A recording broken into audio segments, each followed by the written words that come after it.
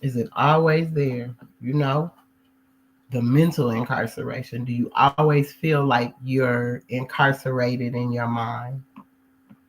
No matter how long you've been out, none of that. How does it feel?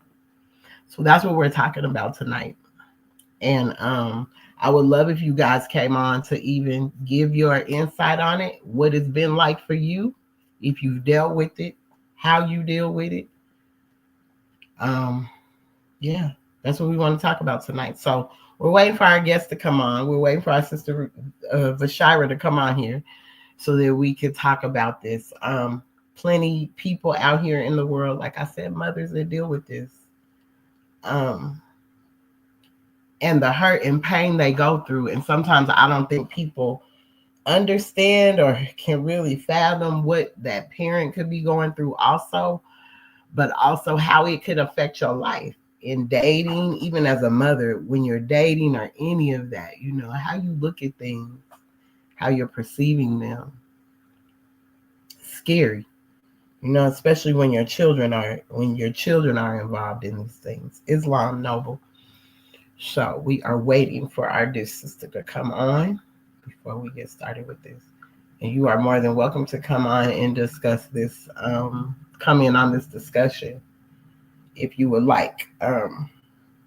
So we're just going to wait on Sister Vashira for a moment and we're going to get into it. Islam Sister Jasmine, how are you this evening?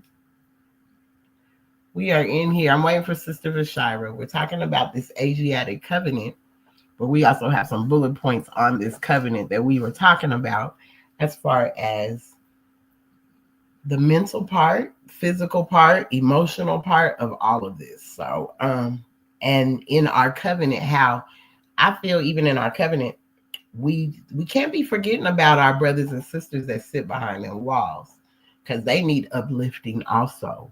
And how can we be of more service to them even out here in helping them and helping to uplift them, or even situating things on the outside to get things set up for them to be all right, because it's a lot of things that they face when they come out. And even though they may say there's programs for them, um, 9 times out of 10, maybe for some, and maybe some of those programs work, but maybe a lot of those programs don't have funding. So where is it coming from? Islam setting up the classroom for the babies returning in January. Oh yes. Oh yes, you are on your break. Yes, I bet that's fun. Getting your classroom together. It's always fun to see teachers get their classrooms together for the top of the school year. It's so cute the way y'all decorate your classroom. So I can imagine the children are excited too. You say, yeah, it's hard for them to transition back into society. Truly it is. Truly it is. Um, and as a nation of people, we should have certain programs in place because a lot of the information that we hold is learned behind the walls. A lot of this information that we have is learned behind those walls. So, what did she say? Okay, I think she's about to come on now. So that's why we're talking about this today. It's just been on some hearts and minds, and as I said, as mothers, what they deal with, families, what they deal with, even the person that's locked up, what they're dealing with, and how it affects them, and when they got to call home and they hear their mother, and even just all of what they could be thinking of while they're there, of what they sending themselves through and their family. I know when mine went, his brothers were messed up. They was messed up bad for a very long time. It just was not something that they could grasp a hold to because they brother, and why is he gone? And one was so little, and not understanding, but it affected them really bad. Like it did mentally, they became depressed at a certain point because they were so used to their brother. And then when he came home, it's to try to mend whatever might not have been mended, or whatever issues you might have had before it happened. You might have had an argument before it went down, whatever. So now it's coming back to mend those relationships and help those to become better. And and uplifting. So we want to talk about how we can uplift our babies when they're in there, how we can uplift our brothers and sisters while they're in there, with assistance maybe that we can pull together to create for them, because we do see a lot of people are being let out. They are pardoning, pardoning, pardon. They're doing pardons on a lot of inmates. Let's say this. And I am in so much trust that a lot of my friends' babies are coming home very soon. So how do we prepare for that? I know when mine came, I wasn't too much prepared for it. Come on, Sister Bashira, where you at, boo? But yes, give me a minute. We just waiting for her to come. I'm waiting for her to come before I even get started on speaking on it. Because I know she has a lot that she wanted to kind of bring to the forefront to say. And I will camel back off of what she's saying. But I'm just waiting for her to come. She should be here. I know she had a class. She has her own class she had to attend tonight. So that's why we're coming on so late. But you could just give us a moment and I'll be right back.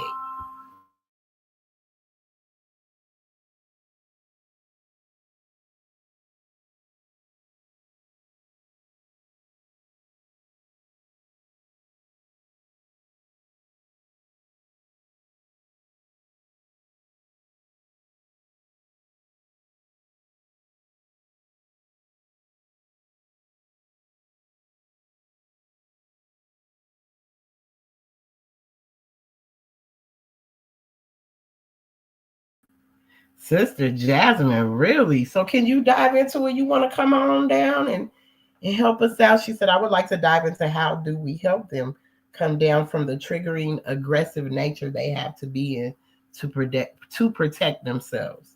Yes, Sister Jasmine, do I need to send you the link? Because I would love for you to come on. Or if you could come on from that point, you might could come on from that link. But I'll send you the link anyway. I'm gonna send it to you. Because I would love your input on this. Because I know we need to be coming up with a solution. They're gonna be coming home soon. And what are we gonna do? What will we have set up for them? Because we can't let it be that they return anymore. They gotta come home and stay home. So let me send this to you, Sister Jasmine. Come home and stay home. Where it is.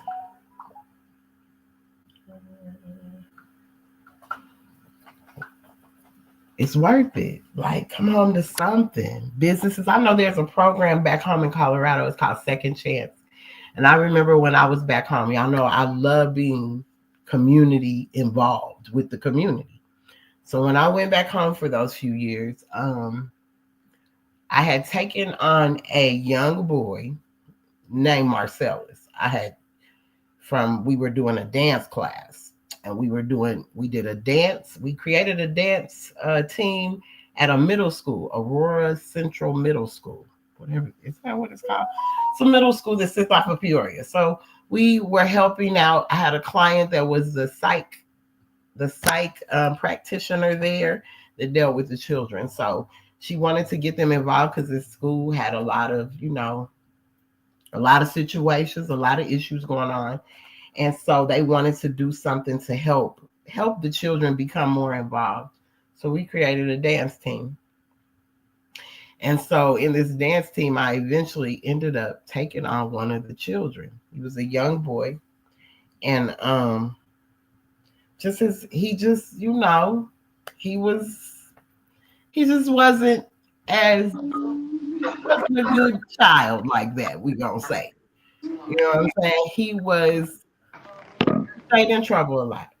I'm But sorry. it's wrong, sis. How are you? I'm all right. Can you hear me okay? Yes, I can hear you. I can hear you. Praise the Lord.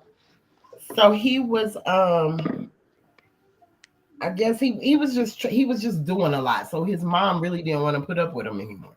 And she pretty much just signed him over to me. She didn't know me from Adam. I didn't know her from Eve.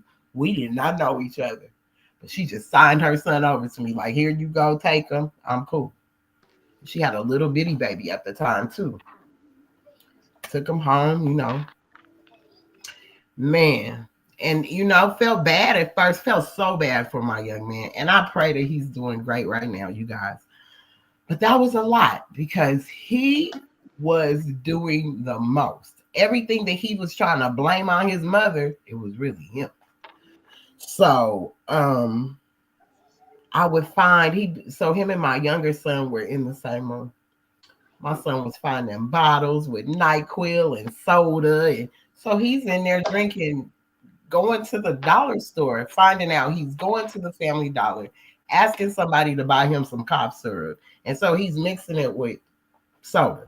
So my son finds it. It's in a backpack, obviously. So we get through that. Then he ends up breaking a window at someone's house over by the airport. Breaks the person's window. These people got money. So, oh my God, the window's going to be $500.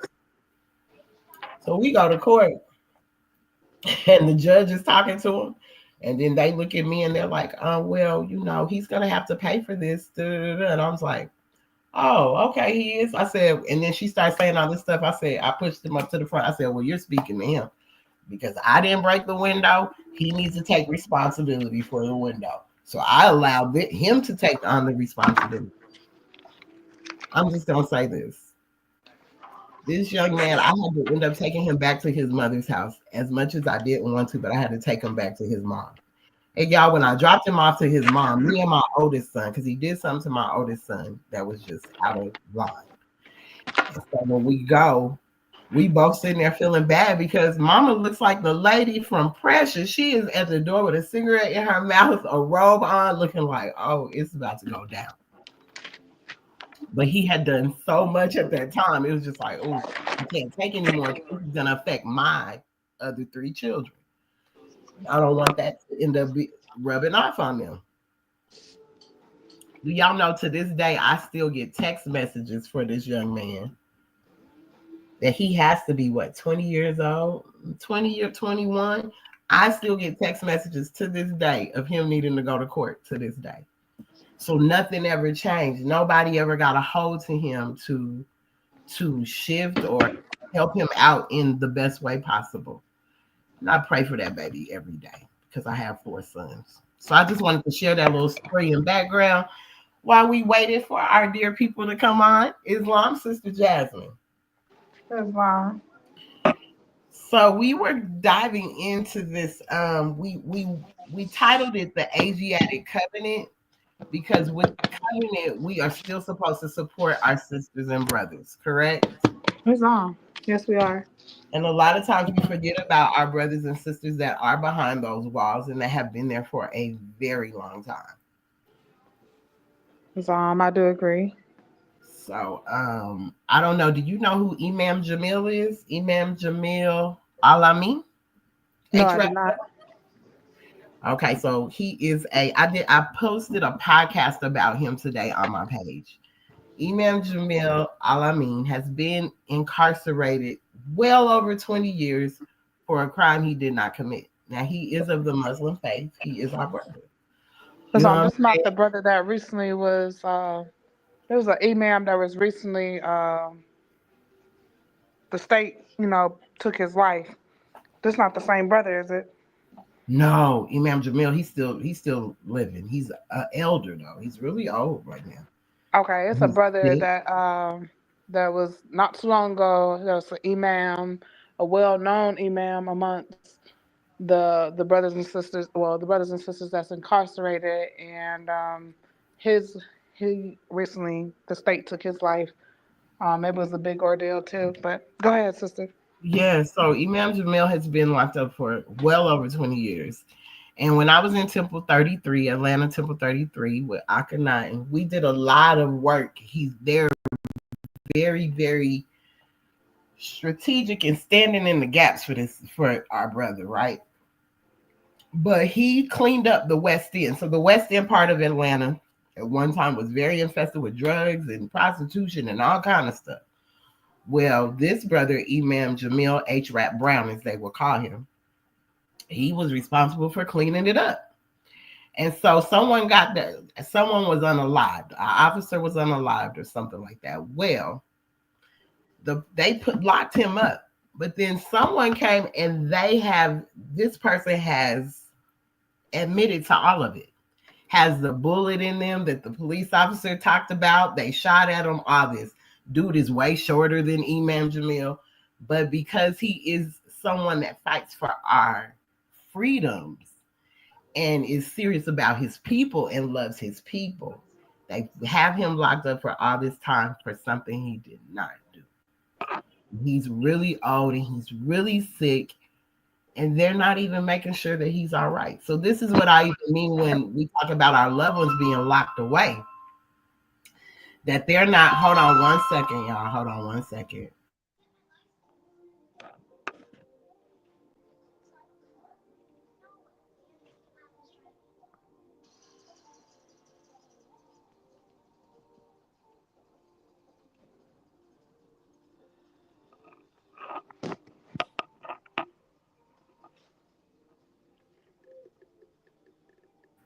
Sister Jasmine. Okay, so Sister Jasmine. So, my apologies. He's really sick, right? He has I want to say like a tumor on his face where he's not even able to really eat. He's really weak, so he's just on liquids right now. Mm-hmm. But they're not even, I guess, Georgia, even though he is in a state prison. No, that's not him, Marcellus Williams. No, that's not him. Even though he's in a state prison under federal charges, is weird.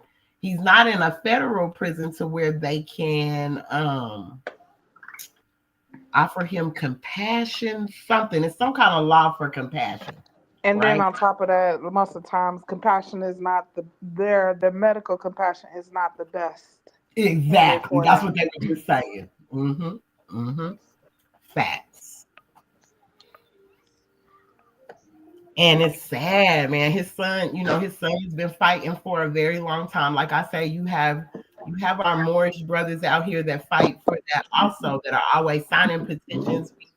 They have over 1 million signatures also, Sister Jasmine, that can help in this, but they're just refusing to. And this man, they have no evidence on this man. All the evidence is to the man that's admitted to the crime, that is locked up now. Isn't that something? The system is not built for our people. Not at all. Not to support them in any means. No way, shape, or form. Right. It's wrong. Sister Bashara says she was in the back, but I don't see her. Mm-hmm. Okay. All right. So what were you saying? You said that they don't have They don't have. I'm sorry. Say that one more time. You were saying that they don't have the same. What were you saying? Were you saying they don't have the? They don't have. They have medical for inmates, but it's not the best as if they were, men of free men. Not Mm-hmm. that I don't personally believe Western medicine is the most ideal for us. We can get care, but we have to be somewhat skeptical even with that, or cautious, should I say, because it's a system that's not meant really for us. Islam. You're right. You're right. As I want to say, um,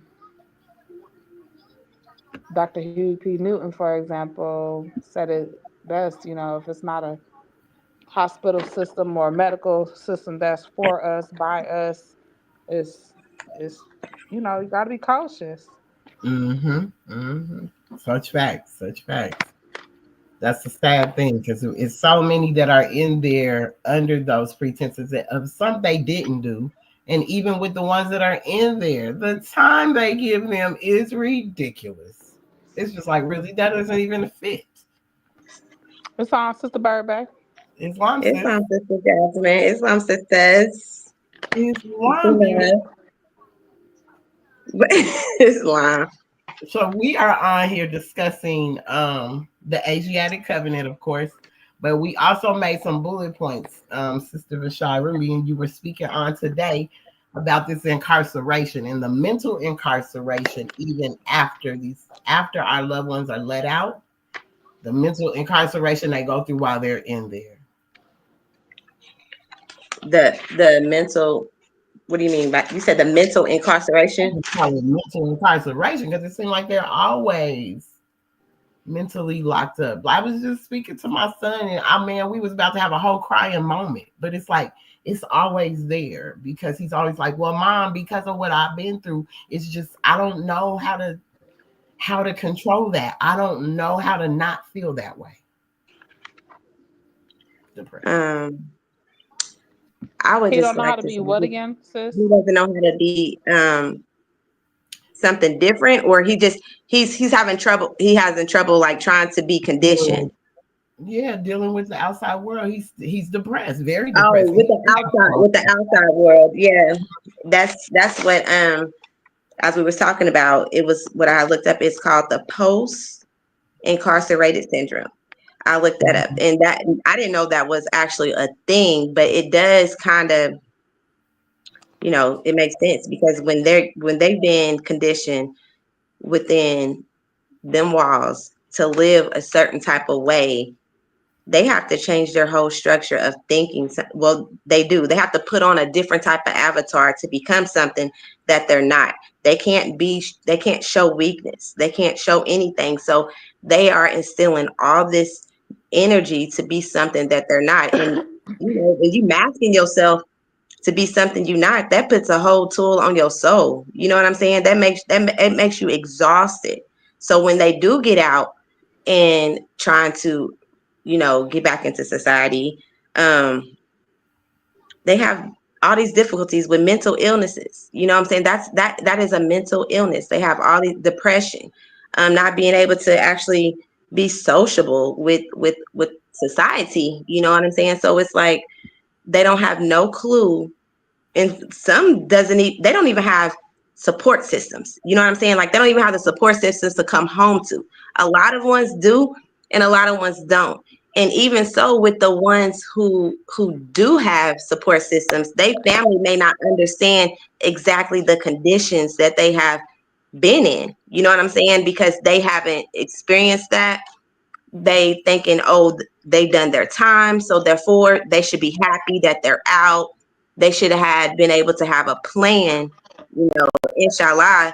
If they were inside them walls, they had that willpower in order to instill in them to get their mind right, to get themselves together for the outside world. But that's easier said than done. You know what I'm saying? You can tell yourself anything you want, but once you get outside on these streets, it's a whole different world. You know what I'm saying? In the time frame that they've been gone, they're foreign to this. They don't know what's going on. Technology has changed. Um, Getting a job, it keeps them in despair of getting, turned away from getting a good job. You know what I'm saying? And they've done their time. So why is it a part to where they cannot come out and be a part of this society and actually be a good citizen? You know what I'm saying? Like they don't get that luxury. So it's like once you're in there and you're doing your time, you get out, you still doing time too.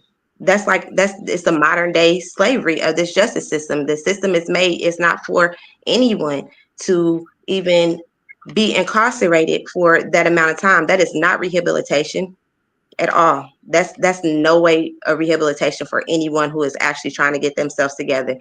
That is injustice. You know what I'm saying? And that's just how it's made up, because at that time when they took away slavery physically, they still put it on paper.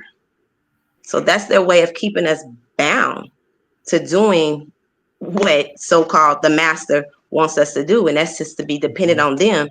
And this percentage rate of when people get out and they're going to reoffend again. They know you're probably going to reoffend again and come back in there. So it's set up. They don't help you when you go to prison. So it's very detriment that you do have a support system when you're coming home.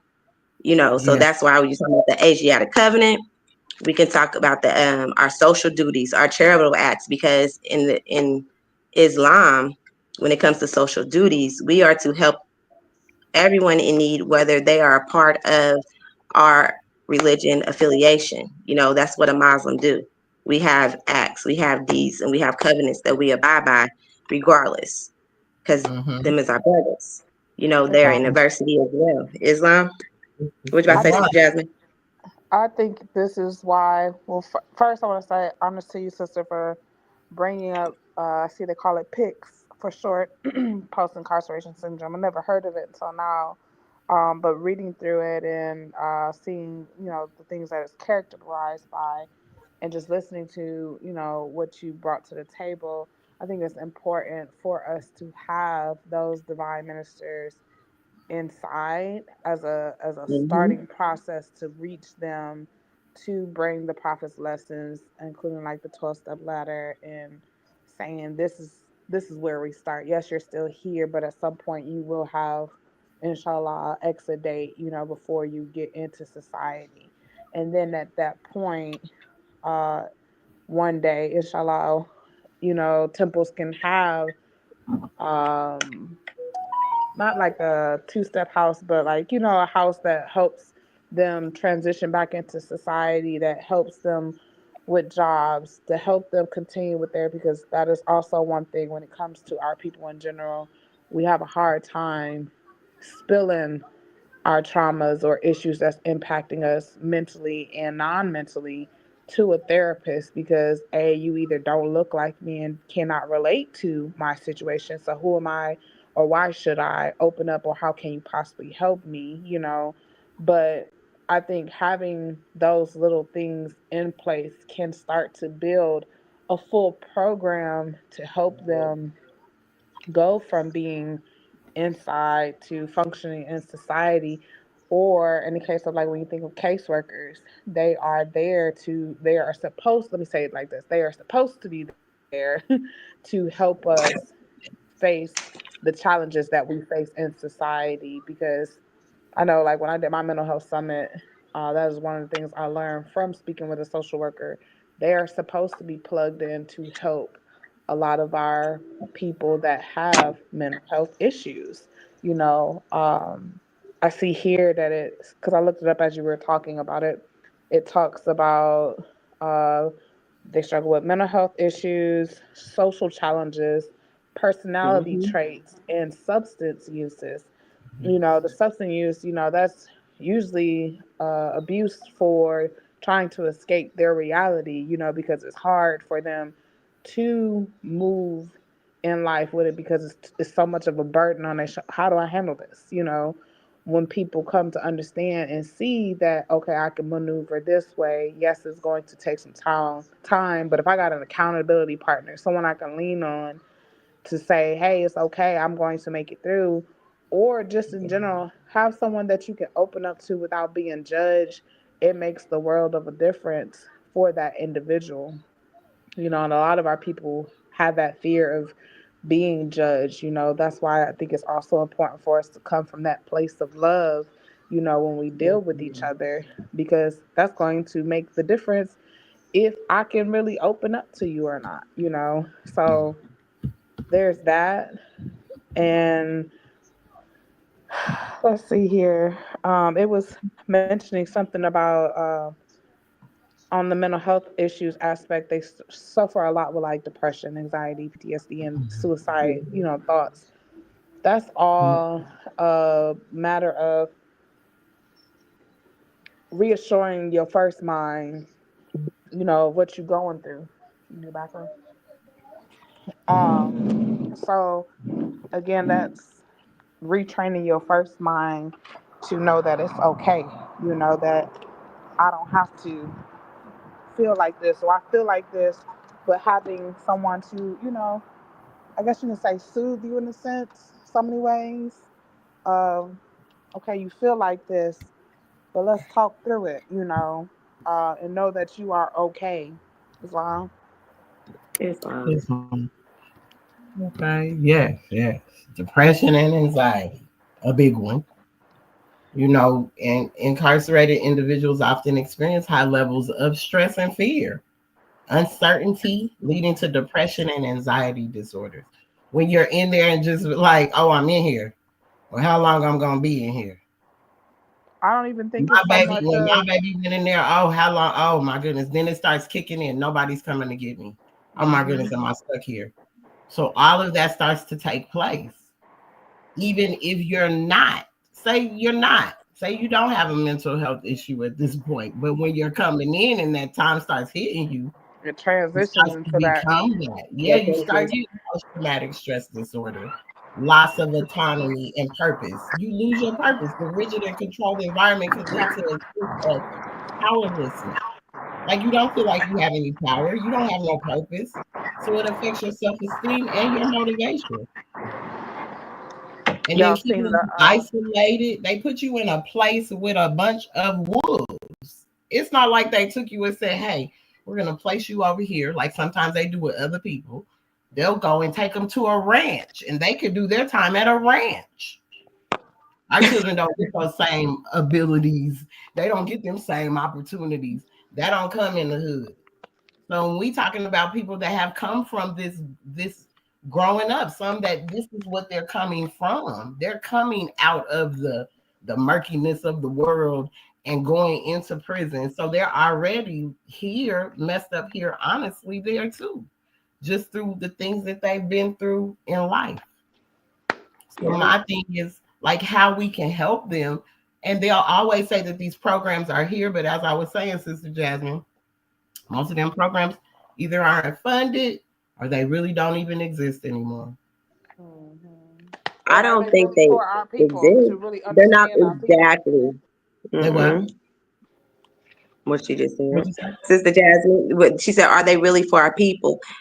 And Well, what I was saying is, I don't think it is. It's set up for them to fail. Them not looking at the background of where they came from.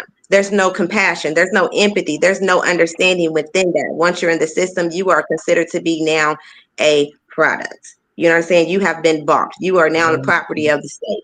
So at that point, they're they're they're profiting off of this. This is a business to them. It There's is. no humanity in this whatsoever. This is a whole business act for them. And when they go in, sometimes they may not have a mental illness, but being subjected to all that type of environment of solitude, fearful, anxiety, they give you medication. And like I let's say they give them this medication, but my thing is no medication is going to work for your mind if you're not getting in the proper tools to exercise your mind to help execute that out. You know what I'm saying? So they're numbing them to deal with what's going on. So once they come out, it's just like, ooh, what's And going now you on? You gotta know what I mean? rid that medication out your system, and in Yes. addition but to a that lot of as times you well. can't because now you're addicted. You're talking addictions. You're talking And they create that's a bad addiction. that's an addiction. So that ain't something you can just Hmm. drop because you came out of prison. No, that's Which not is true. why they end up subbing the other drugs, alcohol, to numb the pain that they are feeling. Or they'll go try to find that same drug that they were giving them. They give them perks and all that in prison. For what? Cognitive decline. So once you even realize the prolonged periods of inactivity of your mind, even giving you these drugs, causes you to go into whatever kind of state of lower existence in your mind to where there's no stimulation. So that leads to your cognitive decline. So the sadness and the depression that's still gonna come with it. And even with some of these programs, because there are some that are set up for us. Because I had an ex that was in one here, it was called the Father Program. And they got him his CPL, his forklift certification, everything he needed coming out of there. So there are some there because there's one in Colorado called Second Chance, and it's ran by some brothers, but they don't always have the funding to help everyone. So even when they're for us, the funding's not there. Yeah, they use them as test subjects. You're correct. Over on TikTok, they say they use them as test subjects. They do. They truly do. Mm. So, some of those programs are there. It's just that they may not have the money for them anymore. And they've ousted them out because I know the one here is not there no more. What program So was this? it was called the Fathers Program. Fathers Program.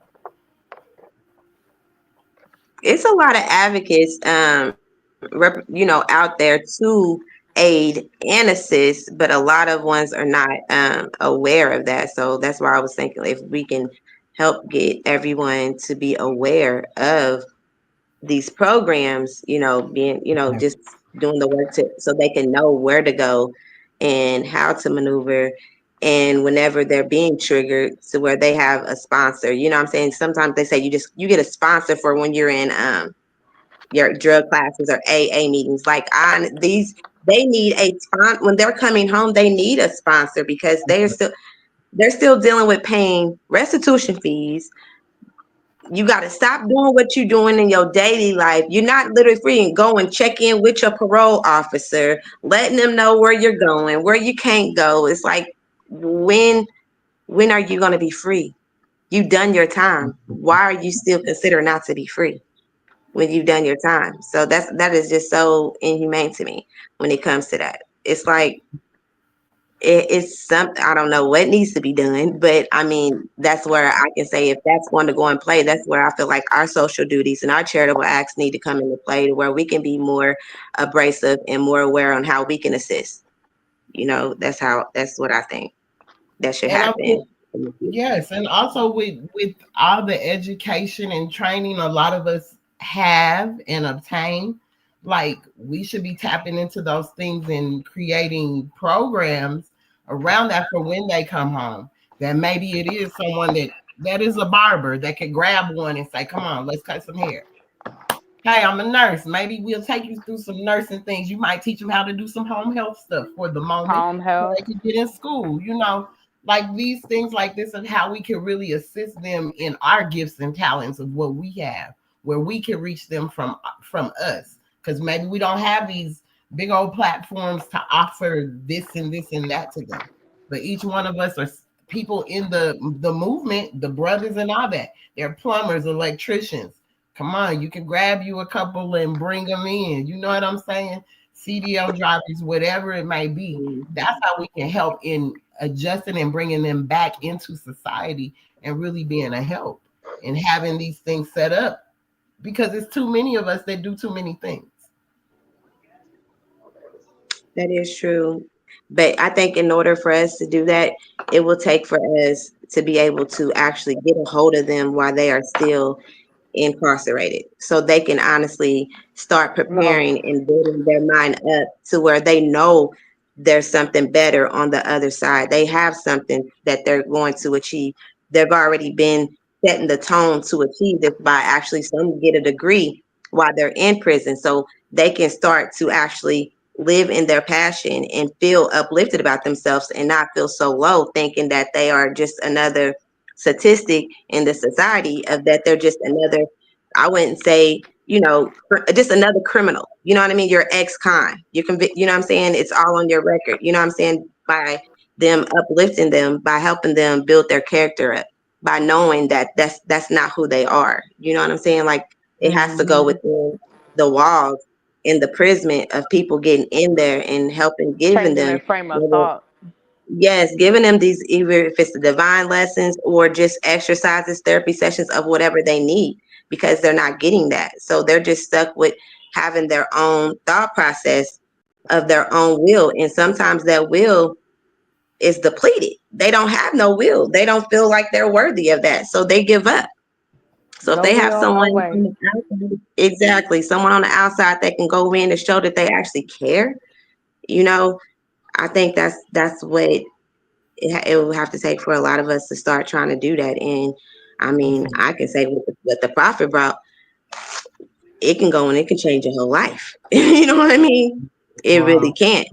So Because it's you got to go through all these multitudes of lessons in order to get to perfected man. So let them go through these lessons while they're in here. So when they're out, they can see these signs and symbols and things that's coming towards them and know how to redirect themselves in order for them to keep straight, to keep going forward, to keep pushing. right. Islam. Islam. Okay. So there is one, I'm gonna put it in the chat. There's a re-entry program. I'm not sure if it still exists, but it's called Root and Rebound and Root Free and Will, which focuses on holistic reintegration, and career opportunities. but it's called Rooted and Rebound. And one's called Free World. Rooted and Rebound. Because we need to know where these what these things are too. So in case, because I get people that are always contacting me in prison. I see you or more. I see you doing this. And so they're wanting the lessons. And I even used to get where we used to get letters at the temple from people in prison, like, I want to proclaim my nationality. How can I be involved in the temple? And they're writing letters trying to literally free themselves at that point. But no one's there to really go check on them and see if that's being done. Yeah, because they write letters and they don't get responses back. I mean, they're reaching out. They're reaching out for a reason. You know what I'm saying? Allah put it on their heart for them to reach out.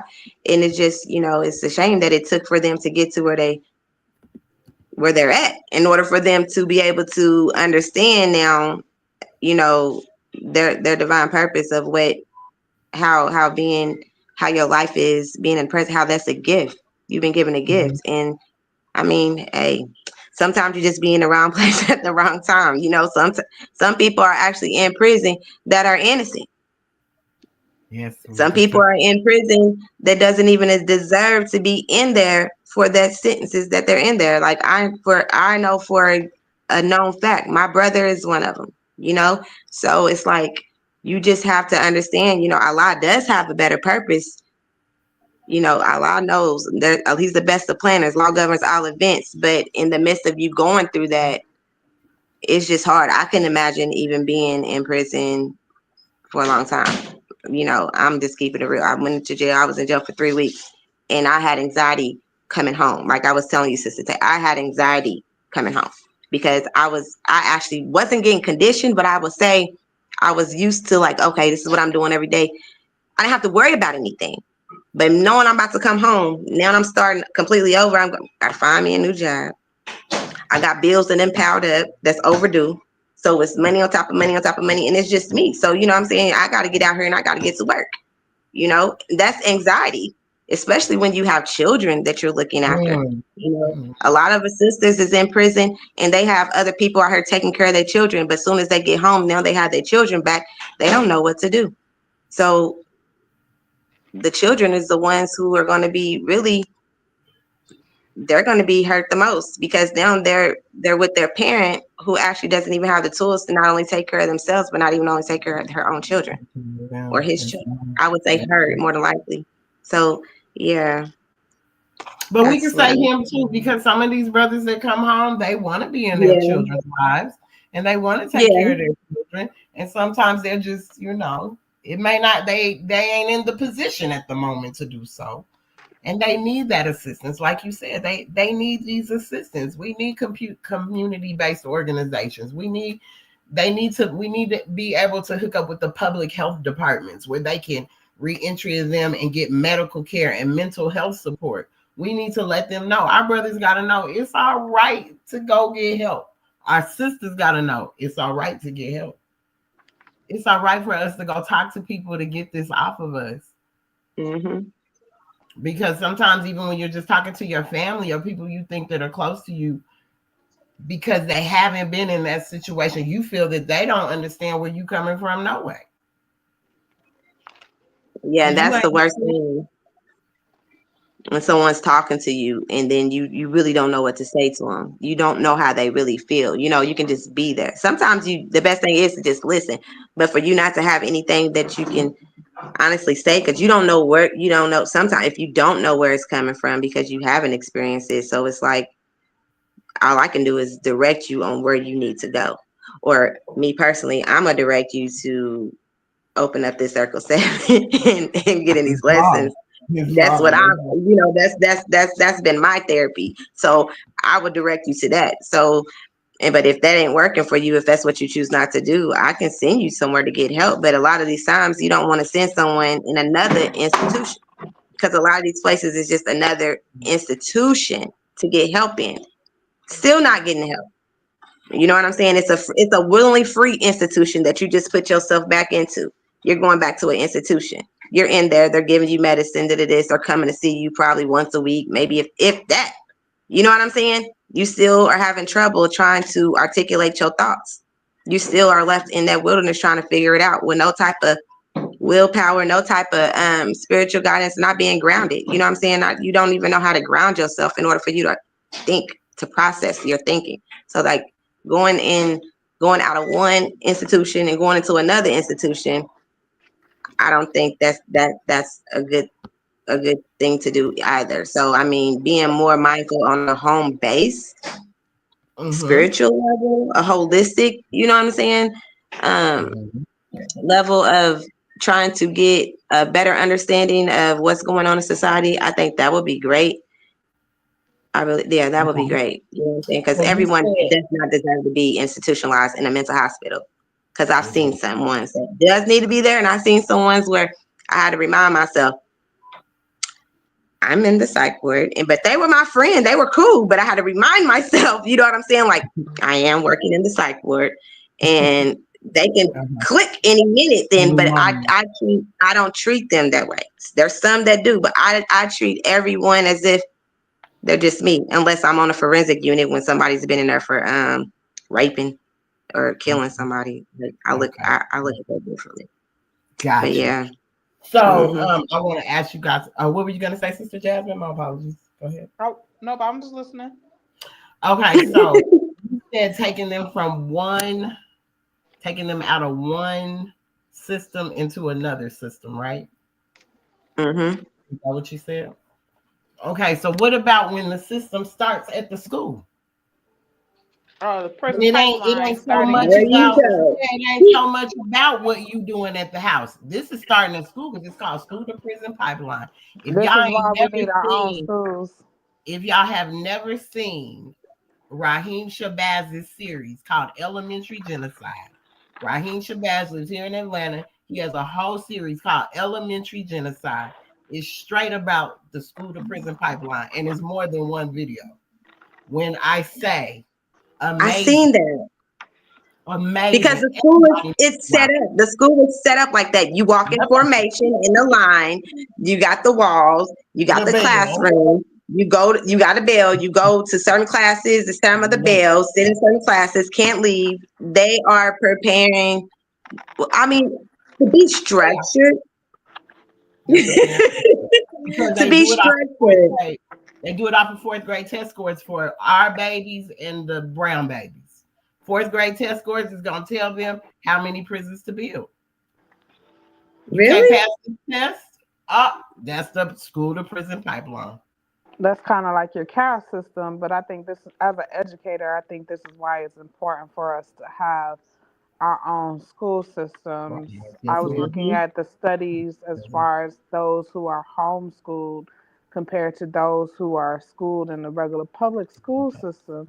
And one of the things that they talk about is how those who tend to be, pardon me, those who tend to be homeschooled, not only excel and do better than those that are in public school, but the parents or the homeschool system that this child is put into, you actually set up a barrier to protect them, not only culturally but protect them against the violence, protect them from drugs, protect them from Hmm. the psychological abuse that they can be exposed to from those that are different from them. Exactly. And it makes a world of a difference, so much so that me personally, I would love to open my own school, and inshallah, one day it will happen. But reading those studies, it sheds a different light. I mean, it's already hard for public school systems to try to get parents involved because they already keep parents out to an extent. I mean, even for myself, when I was little, I remember my mom was able to bring me to the actual classroom door to my cubby, where today Right. I can't even take my child to his classroom. The only time I get to see his classroom is if I started literally at the beginning of the school year and got to meet the teacher, or if it is what do you call it, parent teacher conference, or it's just an unfortunate situation where something happened and now you got to go to the school and talk. We shouldn't get to that point. I like, me personally as a parent, I like to know where my child steps to before he even gets to the classroom. I should be Mm-hmm. able, as a parent, to say to anyone or describe, okay, my son takes 5 steps to the left, to the right, make a left here, and he's at the third door down the hall, and this is what the inside of his classroom look like. But a lot of parents don't even know because they got to drop their child off at the door. I watch it on a daily, even though I'm an educator now in a school, but prior to being in a, particular school, all you know is you drop your child off at the door, the child walks through that front door of the school, and then you don't know where the child Yeah, goes see. to, especially So if they are entering at the end, or not at the end, but after the school year done started. it's long. I'm gonna say, I have a cousin over on TikTok. My cousin, my cousin has 9 children. My cousin has been an educator for a long time, and she says at the beginning they are given a letter, and they are segregated according to the letter. What letter? So they could give them like, I'm thinking, if I could, I'm thinking this is what she's saying, because my sons, okay, they went to school in Georgia. At times I homeschooled my children. The times that I couldn't, they went to public school. So like, say, I'm gonna see what she says after this. See what she says when she means a letter. But I remember there were different letter days that they would be doing different things. Let me see what she says. Oh, when you got it says a day or B day. That's how it was in Tennessee. You got A day, you got B day. So your classes are different on them days. That's what she's talking about. Yeah, I'm thinking that could be what she's talking about. I'm about to see what she says when she types it in. But, you know, either way, whether it's through a test, a letter, because you remember in elementary school, they didn't give you no grade. You got an unsatisfactory or a satisfactory. It was a U or an S, either one. So you never were really graded in elementary school. I'm waiting to see what she says. But You really are not. They're grading you by your how much you can focus. It's all about your psych. That's what that's about. How much you can focus, how you can sit still, how you behave. If you know how to count to 10. Well, I'm going back because my grandson's in kindergarten. Counting to 10 or 20, or recognizing all the alphabets and the letters. You get meets requirements, or needs improvement and all that stuff. But like I told, how we used to have to take like the I-step test, and it was very important. We got up in the morning, ate breakfast, went to school, and we took our I-step test. So as I was, when I got to getting involved a little bit more with the school, when I had moved to Nashville, it was told to me that, truthfully, honestly, the I-step test, or that test, or test for the state, like you were saying, Tay, that must test just for the state, just to see where your child is at, in order for them to receive certain type of grants and money for that school yep, district. It had it's nothing wrong. to do with your child passing to the next Nope, grade. sure doesn't. It Nothing. This was is going by why. based on how the teachers, how they're teaching, or they're on the agenda of teaching, how they're supposed, because they give an agenda to teach, Yes, and they have to and go those by it. tests are biased though. I have clients that have been were teachers 30 years, and that what is it called? That CRCT test. She's Mhm. like, it is so biased. So she taught in the hood, which was Price Middle School. So this is the hood. On the test, she said it says, if you go camping, what do you take with you? A lighter, a lantern, some matches. First of all, children that grew up in the hood ain't never even been camping. So they're looking at the question, is they're going to get it wrong? This is how biased it is. So this is how, like you said, they're setting these tests up. These children get them wrong because, number one, I haven't been exposed to this lifestyle. So I have no idea what that is. This and is that's why how they teach our children. it's You it's know, important take a for look at your own. parents to be very involved Involved. Hmm. from the parent, organizations that they have at the campus to knowing how to move in that district. Like, for example, when I used to live in Houston, I can't think of the organization right now, but they used to have, what they still do, they would offer what's called Parent Leadership Academy. It didn't matter if you were in the hood or if you were in the better neighborhood, basically. But the Parent Leadership Academy would teach you the details as to how to maneuver in that school district. So if you are having issues, no matter if you're at the front line or starting at the school and forming your complaint that way to, okay, the school's not hearing me, let me go before the board of education to make my complaints. And it's imperative for parents to do that because now you got an actual voice at that point and you can bring attention because they have no choice but to at some point hear you out and make Okay. a difference, because if they don't, now you are going to have an issue as far as like your funding, things of that nature. But the Parent Leadership Academy also was teaching the parents how schools are gaining their funding. So for example, some of these schools, they get a bond to acquire their buildings. I never realized until working in a school district that, okay, go to the richer neighborhoods, you realize, okay, they got the nicer things, the newer things, but when you go to the lower income schools, that's in the, more impoverished neighborhoods, they don't have the newest things, or they got something that was passed down from the nicer neighborhood that's old, and now they got to utilize that. But it's also tied into them voting, and making sure they are voting for the right people that's going to advocate, which is another reason why it is important to vote. I hear a lot of people say, I don't know what I should vote or why I should vote. Knowing who your politicians are, what bills are they really going to advocate for your community? So once people come to understand that and truly stand on business before these panels and actually start acting in those seats as well, then you can truly make a change for your school, or you Right. can go ahead and enter into homeschooling, which there's definitely nothing wrong with that, um, and take that approach as well. I love homeschool. I loved it. My children, that kept us close. I felt COVID was the best thing because it got lazy parents off their butt.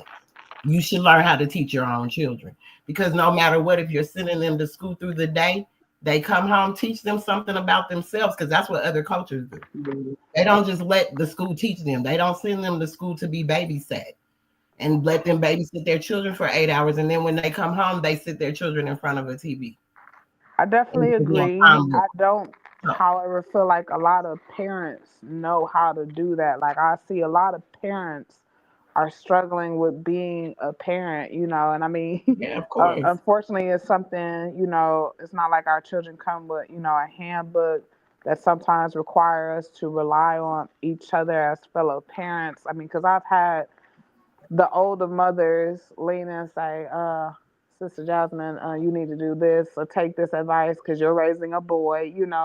They give, that's the jewel of having that bond with a mother, or having that sisterhood with someone else that could give some advice to say this Mhm. is the approach you should take, especially if this is your first time being a parent. But also with Right. that, I remember in my master's program, because I have a master's in education, and they talked about some of the dilemmas that children that are in low income, like their parents are so bent on trying to gain that income and secure their household, making sure food on the table, they don't have time to show up in these schools and advocate for their babies the way they need to or should. Some of these children, for example, are doing homework by candlelight because they just don't, they don't have it. Or I have another friend that's a teacher, and we were talking about the idea of snacks being in the classroom. And she made a great point that's to say that that snack that you feed your students sometimes is that in between meal before they get whenever their next meal be, or is whenever if it is a meal coming that evening, Um, but she brought up a great point, so it's really sad, but that's why it's important to have community, Yeah. having um, a commonality, as my one sister told me. She said, "What's the commonality that you have in your community with each other?" And it starts with the babies, having Mm-hmm. the ability to lean on someone. Okay, I'm about to have a nervous breakdown because I'm so overloaded.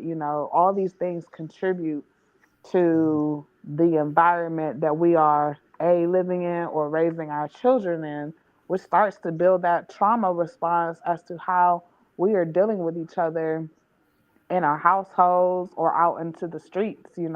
If you done poured into your child, screaming and yelling because you just so taxed, and overstressed, now you've lowered that child's vibrational energy, and they operating on a whole different time, and so they don't know how to deal with people out in public because that's all they used to. They don't have that love in their household, that safety, Mm-hmm. so now they out in these streets doing whatever because I don't got no one that care about me, and I'm just trying to figure this thing out by myself.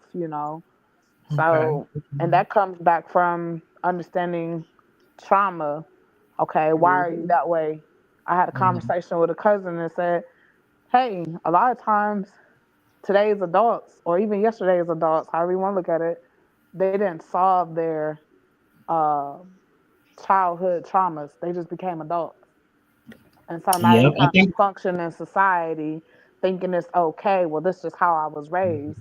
But that's not okay. It's not okay that you felt worthless, or you just settled for this, or you didn't have your dad, so you didn't understand this, or you got mommy issues, so now you hate women and now you respond this way and you easily triggered by this.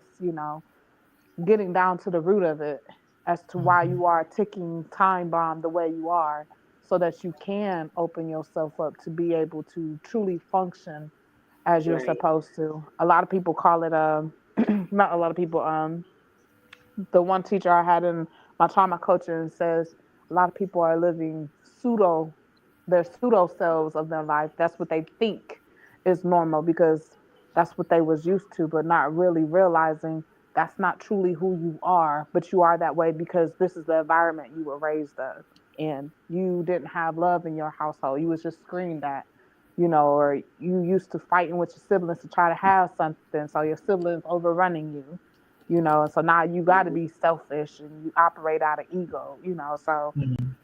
it's a Okay, lot. so I want to say this. She said no. When you enter school, they take a look at your background and you get a letter.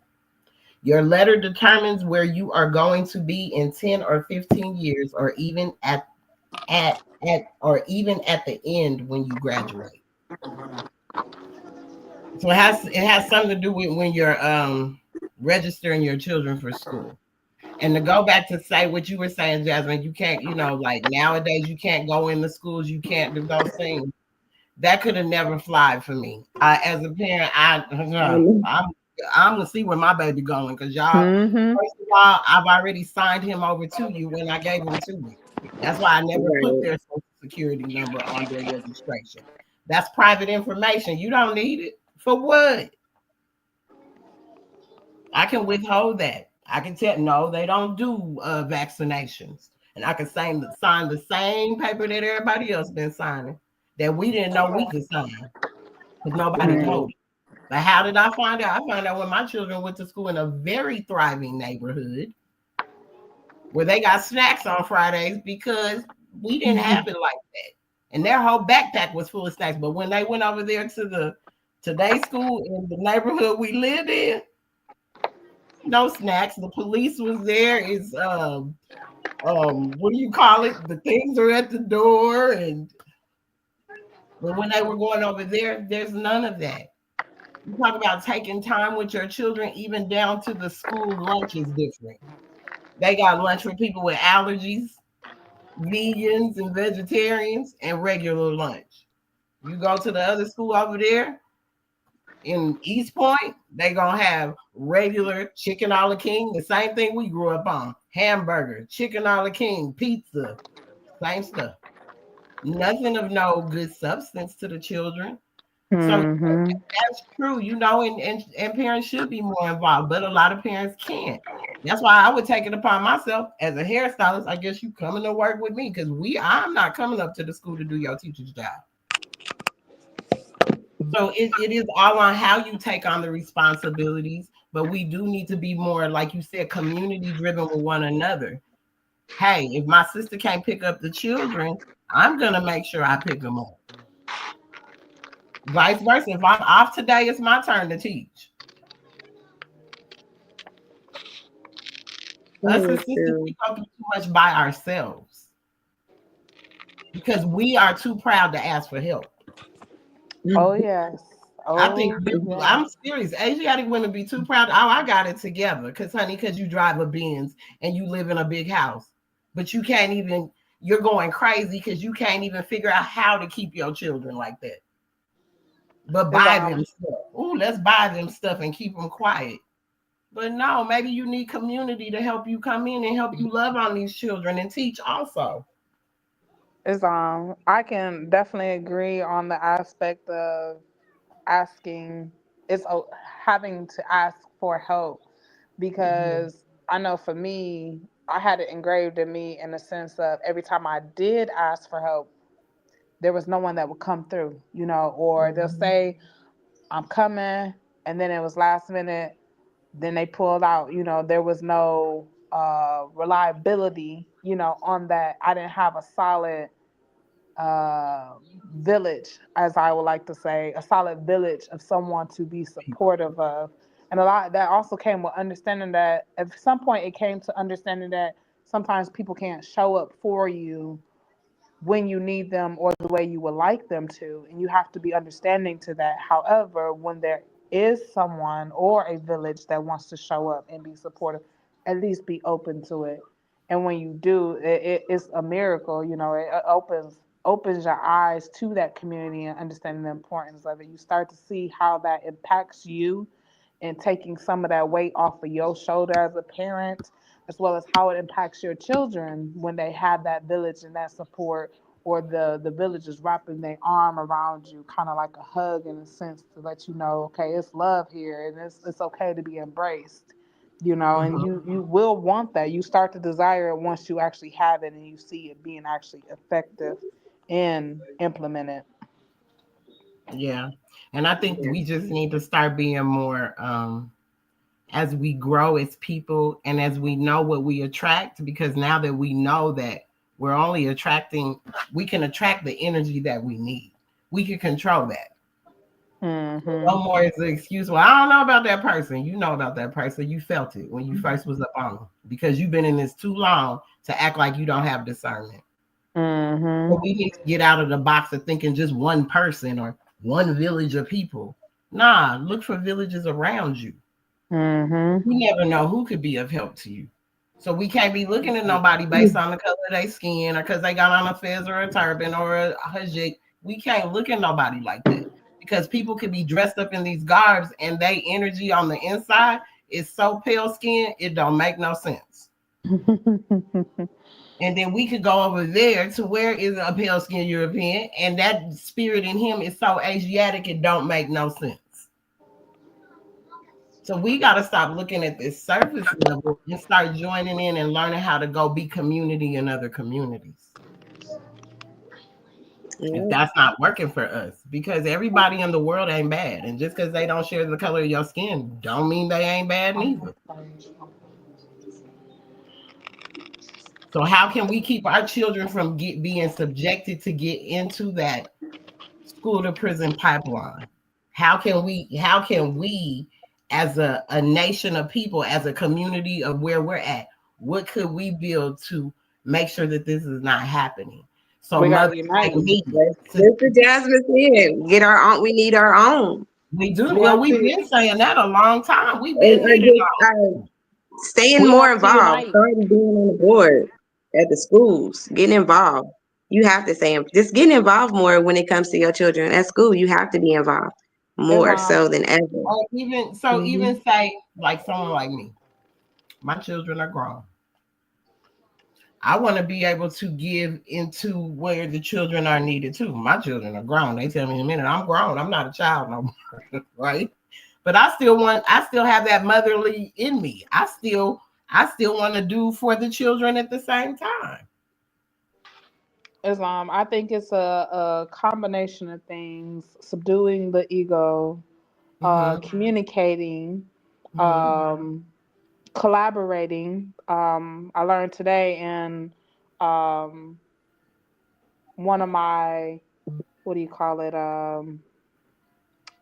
classes that basically is a requirement for you to fulfill annually, basically. But Mm-hmm. it talked about collaborating versus appeasing someone, or a group of people. But there's also a point of where people collaborate, but they're only collaborating for ego of their own self, being selfish. But it's Mm-hmm. important to be selfless in your collaboration and wanting to come together, which is your unity, and being able to say, okay, how do we solve this solution? How do we come together and let me understand your side, because you have something that you can contribute to, or there just may be something that you see that I may have missed, or overlooked, because I wasn't exposed to that, but you see it, and when we're able to do that and actually unite and become driven of, okay, I'm doing this for the babies, I'm doing this for community, then you can make that difference that is necessary for our people to truly make the impact that we want, in addition to having our own schools, until we do have our own schools, or our own schools are in our own communities like that, and be supportive of our own, and not be crabs in the barrel trying to snatch the next person down Yes, because your wow. ego is so super fed or humongous that you can't see the bigger picture. You just see yourself. So, Sister Jasmine, let me ask you this. All right, so we have a school. We actually already have a whole program. It's called the Holy Quran of the Moorish Holy Temple of Science. Boy, if that ain't school, I don't know what it is. But um, and I love that you said that, Sister Jasmine, because yeah, we like I said, we all have a portion that we could place in here, and parts that we can play in this, in making sure our children are not subjected to this anymore. Because now that she's saying about this letter, now I'm remembering registration papers and folders. There is a letter that be in there. I don't remember what that, but I do remember this bold letter. It's usually on a little flashcard that they put on the paper clip. I do remember a letter. What that means, wow, I'm tripping now. But um I want to see what it is that we can do as a sisters auxiliary too, because we're doing this where we're looking for the families to give to, but how can we create something for the children where it could be something that helps you, Sister Jasmine? It could be something that helps you, Sister Vashira. Can we think on these things? Because Sister V, I know your baby is just about to graduate, but he's still our baby at the end of the day. Yeah, I still Islam, have grandchildren. Oh yeah, you got grandbabies. Me too. I still got little grandbabies too. You're right. You're right. So. I think one of the things I want to put together is I want a school for myself that actually is embraced around the prophet's lessons, Mhm. but also brings back things such as like your cooking classes, your economics, financial literacy, things of that Right. nature. Starting with a program to create awareness, whether it's like having small groups, where sisters come together, or that actually not just sisters, because brothers and sisters can come together and talk about Moorish children and things that's needed collectively in each individual, neighborhood, okay, we need this for our children. Um, Educators collaborating with educators is always monumental, Mhm. especially if we have knowledge of educators that's within the movement, because we already have something that's in common in that community. We obviously follow the prophet's teachings. Now let's branch out from that. That think tank is important, to know, okay, this is what we want for our children. and go from there. I mean, that's a starting point, and coming together to build up. Just we have to remember who we are hoping to impact in the long run, and that would be the children, because the children is our nation tomorrow. Mm-hmm. So I think it starts with, again, I've heard it said so many times, where if you don't have women and children in your temples, you don't have the nation. That's And so right. that is also paramount for our temples and for our brothers that are leading these temples, to start including women and children. And if you don't have women and children, we need to figure out how you get women and children in your temple.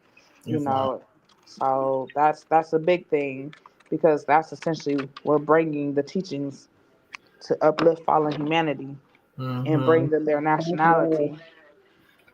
So, Yep. Sister Jasmine, you remember when we were talking about the libraries and things like that? Do you think that's a good way of getting families involved in Absolutely. creating that space? You can take that and create a reading program, because we already know our children, especially our boys, for example, struggle with reading. Why not Mm-hmm. start a reading program, a Moorish reading program, meets at the Mm-hmm. library once a week, and Mm-hmm. expanding from there, as an example, not just a book club, but hey, Yes. every, you know, for example, I live in a neighborhood that's predominantly our people, so I can go find the library in my neighborhood and speak to the head of that library and say, hey, I want to start a reading program for this particular library, and it's backed by, for example, the Sisters Auxiliary, and just start coming to read and start passing out flyers. Go to your local community centers that's funded by your state, because now you're Mm-hmm. going to advertise to those children and those families, partnering with the school. See if there's a school that you can Yep. partner with, Yep. because they do look for that as well. I have the honor of working with my assistant principal of my school, for example, to create a STEM program for Okay. here. Of course, funding is always going to be a question, but knowing that funding is something that's always a question for organizations, I'm instantly thinking, okay, what can we do for free until we can acquire that funding? Even if it's Right. something we have to wait till next year, there is always some way, somehow, a possibility, if you want it bad enough, to make it happen. Yep. It is. And that includes looking for grants, or at some point, like I said, you're advertising, okay, I want to create this book club, or reading, to teach reading literacy to our children. At some point, it's going to appeal to someone that's probably got some money, and that's going to be a doorway right there. Oh, okay, brother and sister, I see y'all have this program that's creating literacy for the children. Let me donate these funds, because it's Mm-hmm. always going to be someone that's going to want to Exactly. donate, because that's a Yes. tax write off for them. So I had Right. um like a play daughter, and she created her own homeschool in her house. So literally, before she went back into the school, she had like 10 children from the neighborhood, including her son. So she created her whole basement was a classroom. She literally created a book club just for Asian, well, black boys, but Asiatic boys. And so she had people that would reach out to her from online and literally have their children. Some boys would be up in the East Coast. She would have them all over, but because she did a school pod online, also in person, it helped her venture out. Because there's a homeschool teacher. He's a brother. He teaches in 3 different countries, and you should see his room where his classrooms are. Like he got these big screens up, and he's just teaching. He's going homeschool. Everything's homeschool online. So it's possible, and they've done it because even the first lady that taught my sons turned her whole garage into a classroom, Yeah, and that's a she matter taught of selling the curriculums. That. kindergarten to 5th grade. And then her son's school was Wilson Academy, which is a very prestigious school now. When my kids went, they were just beginning, but they're super prestigious now. Hmm. That her son teaches. 6 through 12. Well, now the school is just a humongous school. And Miss Dupree was actually, she was over creating the test for the state of Ohio. So when it came to those curriculum tests, she was the one that literally created the test and knew what was on there. But So my now son, you know how to build your curriculum. my son also had a speech impediment. She taught him how to talk. And within 2 weeks, he no longer had that speech impediment. Could speak clearly. You speak to him today, you would never think he had it. That's how amazing this woman was. But I know it was based on the size of where I know what my children needed, especially having boys. I was like, they Yeah. need a controlled environment. They need structure. So that's why their Mm-hmm. information for me was, hey, dad, you work. I pay for them to go to school. That's where my money goes. I need for them to be in a structured space because number one, I work a lot. I'm always at the salon, but I need them to be somewhere structured where they're just not all over the place. And that's why I took it upon myself to make the sacrifice for them. You know what I'm saying? So what they did with that when they become adults was up to them. But now they see the benefit. They're like, dang, mom, you was on this a long time ago. Yeah, I was on this before people were even talking about homeschool. A Because I lot of ones felt, didn't know about homeschool though. huh? A lot of ones didn't know, I can say I didn't know about homeschooling back then whenever I had my first son.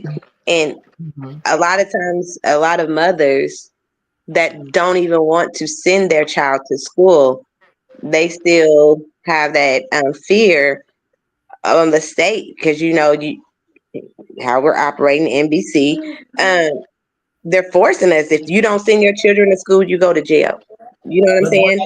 that's not Truancy true. officer. So That's not Islam, true. so let me speak a little bit on Yeah. So that. you don't. A lot of people are not aware of that. The status of how they can get in position in order for that not to happen.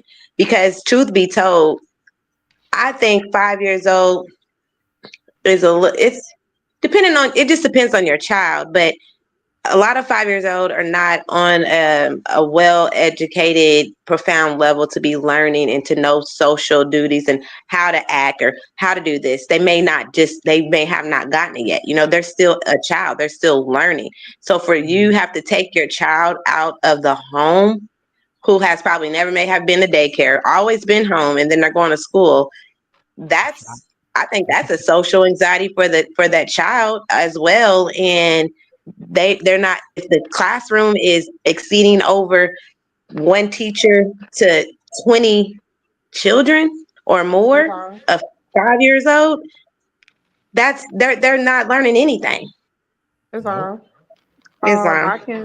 I can say I have I'm supposed to have 20. I have 19 babies That's a lot. in my classroom. I've seen the trauma for some of these babies. A lot of them they cling to mommy and daddy, and it's an adjustment for them.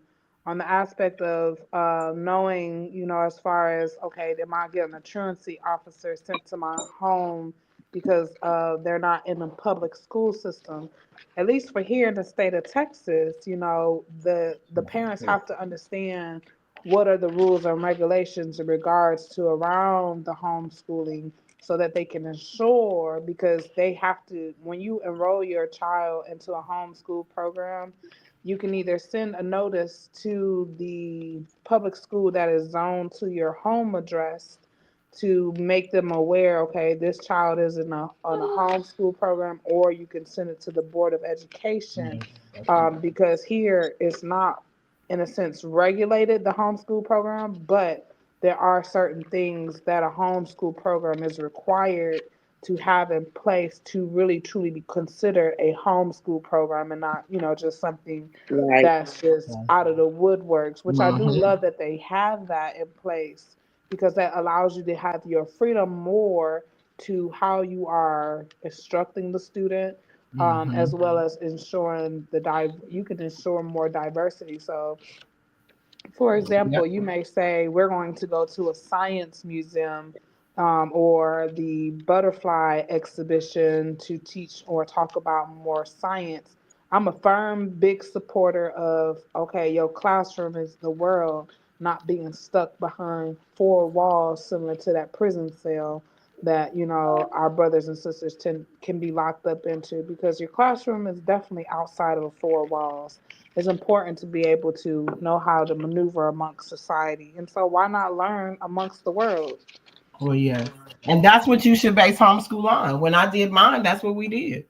We went to the park, we went to the museum, we went to the grocery store. We're doing math at the grocery store. We're doing science when we get home to cook. We learning history. We're learning all of these things Like together. the kitchen, that's science right there. We doing Boy, chemistry in the that's kitchen. science all by right. That kitchen is science all by itself, y'all. But here in Georgia, you got to go before your board of education, and you put them on notice that you're homeschooling your children. They send you a whole package in the mail. You keep the attendance. At the end of the 30 days, you send the attendance and what your children learned. Now they're opt out of taking state tests, but I always felt like no, they don't got rid of them now. Now they don't even do them anymore. But Oh, you can really? opt out of it from homeschool, because in our reality, as Sister Rashira said, and as you said, and anyone else would say, it's really only based off of the money. That's why they do these tests. So when you're homeschooling, I mean, you can't count that child as something in your money pot. You know what I'm saying? So here in Georgia, that's the way they have it set up. You go before the school board, you just follow the laws of your state. No different than when you're going to proclaim your nationality. You got to follow the laws of your state. You're not out of line. You're doing what you're supposed to do. Just do it in the correct way.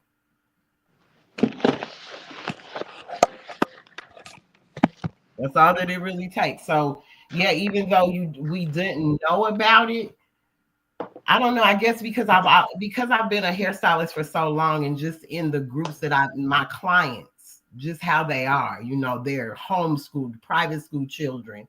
A lot of that would go on. So I will always hear, and I'm paying attention. So my network is what put me there. As Is what. I think it's also important for people to ask questions. When you don't know, Mhm.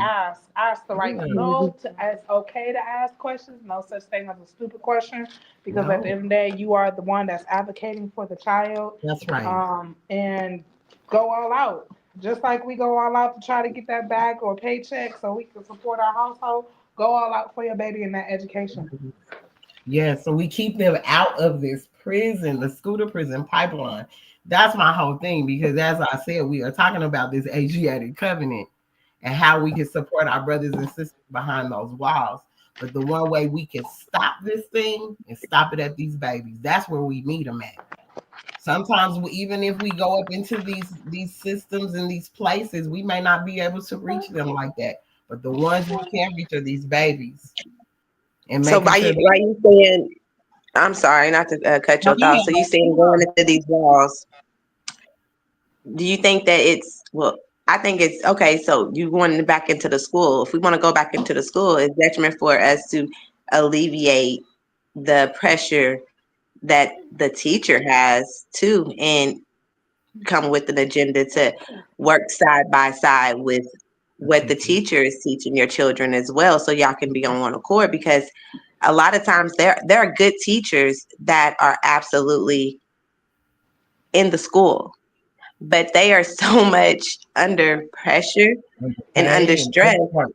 they can't even articulate and and demonstrate the way they want to, because they don't have any type of assistance. It's just them. So they get burnt out, they get tired. Some of them just absolutely stop caring, get to just showing up, just show up. The student do something wrong, first thing they do, send them to the office, disregard instead of redirecting and not teaching.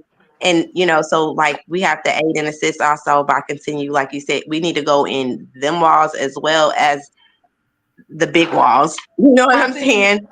it's imperative also to have that relationship with the child, the other, child's teacher is what I meant to say, Hmm. because we do get parents that's, oh, my Johnny or my Susie Q ain't do XYZ. They don't do that, Mm-hmm. but hear your parent, your child's teacher out, because there are things that transpire once they leave that household, or we have parents that are so comfortable with their children at home that they let certain things slide. So now they enter in the classroom and they thinking, oh, it's okay to function this way, when it's not. It's not okay. and it's, the parent has a not the parent, the teacher has a hard time with that particular student because that child is, I think this is okay, but when the teacher is saying to the parent, okay, they are doing There's X, no Y, Z, keyword. they not redirecting them as a mom and saying, okay, I talked to, your teacher and this is what's going on. Let's have a conversation, or even tag teaming with that teacher to understand what's going on. Okay, Mm-hmm. the teacher said you are disrupting the class. Why? Are you disrupting the class? Are you disrupting the class because you're bored with the material? Okay, let's find out if we need to get you tested for advanced courses. Right. Understand what's the reason. Are Mm-hmm. you having a hard time focusing? So now you need additional support.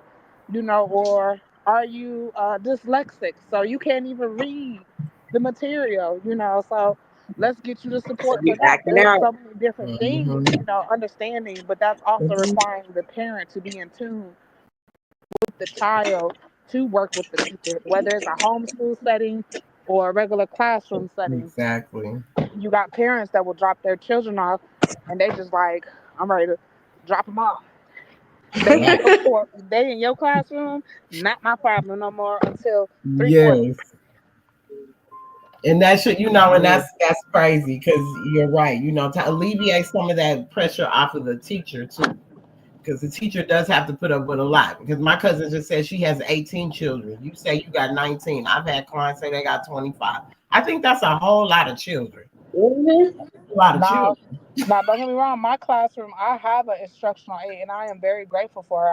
Okay, you have a I've experienced paraprofessionals are going like they don't want them no more. I don't understand. They're the reason the classroom can run smoother for the teacher. there's this, I've experienced my instructional aide not being there because she was out sick, and having to operate without, someone being able to, step in. But with that, I also come to understand that you need that support. You need to work with the parents, having that communication with parents so parents know what's going on, um, being proactive. Hey, I didn't hear from you. How is my student doing? Even if there isn't a complaint about the child, how are they doing? Being that proactive parent allows you to build that rapport with that teacher. Mm-hmm. Exactly. But So they have an app for they that. do. Oh, okay. Well, my grandson, it's called a Dojo app. I have permission to get Dojo online. parent communication app. Yeah, However, and it you don't like it oh, I love it. I love it. I'm pretty because it sure. puts my daughter and me on notice all throughout the day, like all throughout the Mhm. day, if we need to know anything. And so, and also by if you the by my grandson knowing that we have direct communication with the Mm-hmm. teacher, it makes them understand that okay, because they are still being instilled with what you talking. You know what I'm saying? This is how I'm acting with mommy or with Nemo. So they don't want to be considered of doing something out of line. So you know what I mean? That's kind of like another second assistance if to be supportive too whenever they are at school and they're thinking like, oh, my mom ain't gonna know because she's not here. No, the child absolutely knows that you have this app, so therefore some of them don't care because they still I'm children. But he I'm will act forever accordingly. telling I'm forever telling Saeed, I got your teacher's number on speed dial, or I'm asking, okay, how did Saeed do? Because, for example, Saeed, when he started at his new school, he used to come home and he wouldn't have his folder. And I'd be like, where's your folder? I'm sure your teacher sent something home, some type of Mm-hmm. homework or notice of how your day was or how you behaved. And I found it. He was hiding it underneath his bed. One time he tried to say he didn't have homework or he didn't have this sheet. I said, "Ain't no way. There is no way your teacher would have sent you half of your homework." Picked the Right. phone up, called the teacher. I said, "Okay, my son is missing X, Y, Z." That's that community that you are building with the school Yes. to work together. And Mm-hmm. I said, can you tell me if there's supposed to be an additional sheet here? Because he said he don't have it and that he wasn't given anything. She said, oh no, he's supposed to have X, Y, Z. I said, can you email that to me? Because we're gonna make sure he get this done. That he got it right. And he was salty. He sat there with the most silliest, goofiest look on his face. You like, oh, I can't believe my mama. Yeah, Yeah, me he and your tried sister it. have a relationship. We And don't. I did If, it. yep, gonna stand up right here in front of your class, and if she got a problem with you, I need to know how was his behavior today. Oh, Miss Ray L, I love that you call and check on him, and you're so communicative. Oh yeah, because you're not about to call me about my son and say he's a problem. Uh-huh. No, he has a Right. parent that cares Nope. about how he's doing and how he's behaving. We're not having that. No, no, ma'am. It's detriment. Wow. Okay. And Yes. Yes. and it's sad because the teacher said one thing to me. She said, "I don't have too many parents that advocate for their children the way that you do." I said, "I Mm-hmm. know." I said, "I work in the education school district, so I know what you experience." And that makes the teacher, even though I know everyone's not an educator, but at that point I could see a relief wash over her face because she knew she had a parent that understood what she has to put up with from Mhm. parents that don't care, or don't even know how to begin to show up for their children. Yeah, because I would say some of those, like you said, some of them just don't know how to show up. Hmm. Because maybe Because no they one didn't have showed no up for one them. show up for them. Yes, they didn't have nobody show up for them. So Or their child has a disability, or something going on Exactly. that they don't know what's available to them. What's available to me to make sure my son or my daughter is successful in this school system? exactly. Because then that could lead to a lot of that too with leading them down that path if they're not getting the support they need, if no one knows what's really going on. Because sometimes these teachers, they'll wait till the last minute. Now your child failing. Well, why you didn't say nothing at the beginning of the year when you first noticed it in the first couple of weeks that he Hmm. wasn't performing or she wasn't performing at this level? So sometimes I think too that a lot of the teachers have so much going on that some of these children they miss it because if the child is not as quick to learn as others, or maybe they're in their own, you know, not And as that's where I think homeschooling is important because you as a parent, you know your child best. I know exactly. that his attention span is short. Well, I know he Mm-hmm. can do this because, like, for example, I've had times with my son where Saeed gets bored with the content and he can't work ahead because the teacher is trying to keep everyone together. It's On the 20 same, students yeah. in the classroom. So Hmm. he's got to stick around with his Hmm. peers who are maybe learning a little bit slower than him. And I asked the teacher, I said, can you give him more work? Can you give him something that's more challenging? I said the prior school district that he was in, he tested as gifted and talented. My son needs to be challenged because I know my son best. He needs to be challenged or he's going to start getting into other things where he's going to start distracted because he's not challenged in Hmm. your class.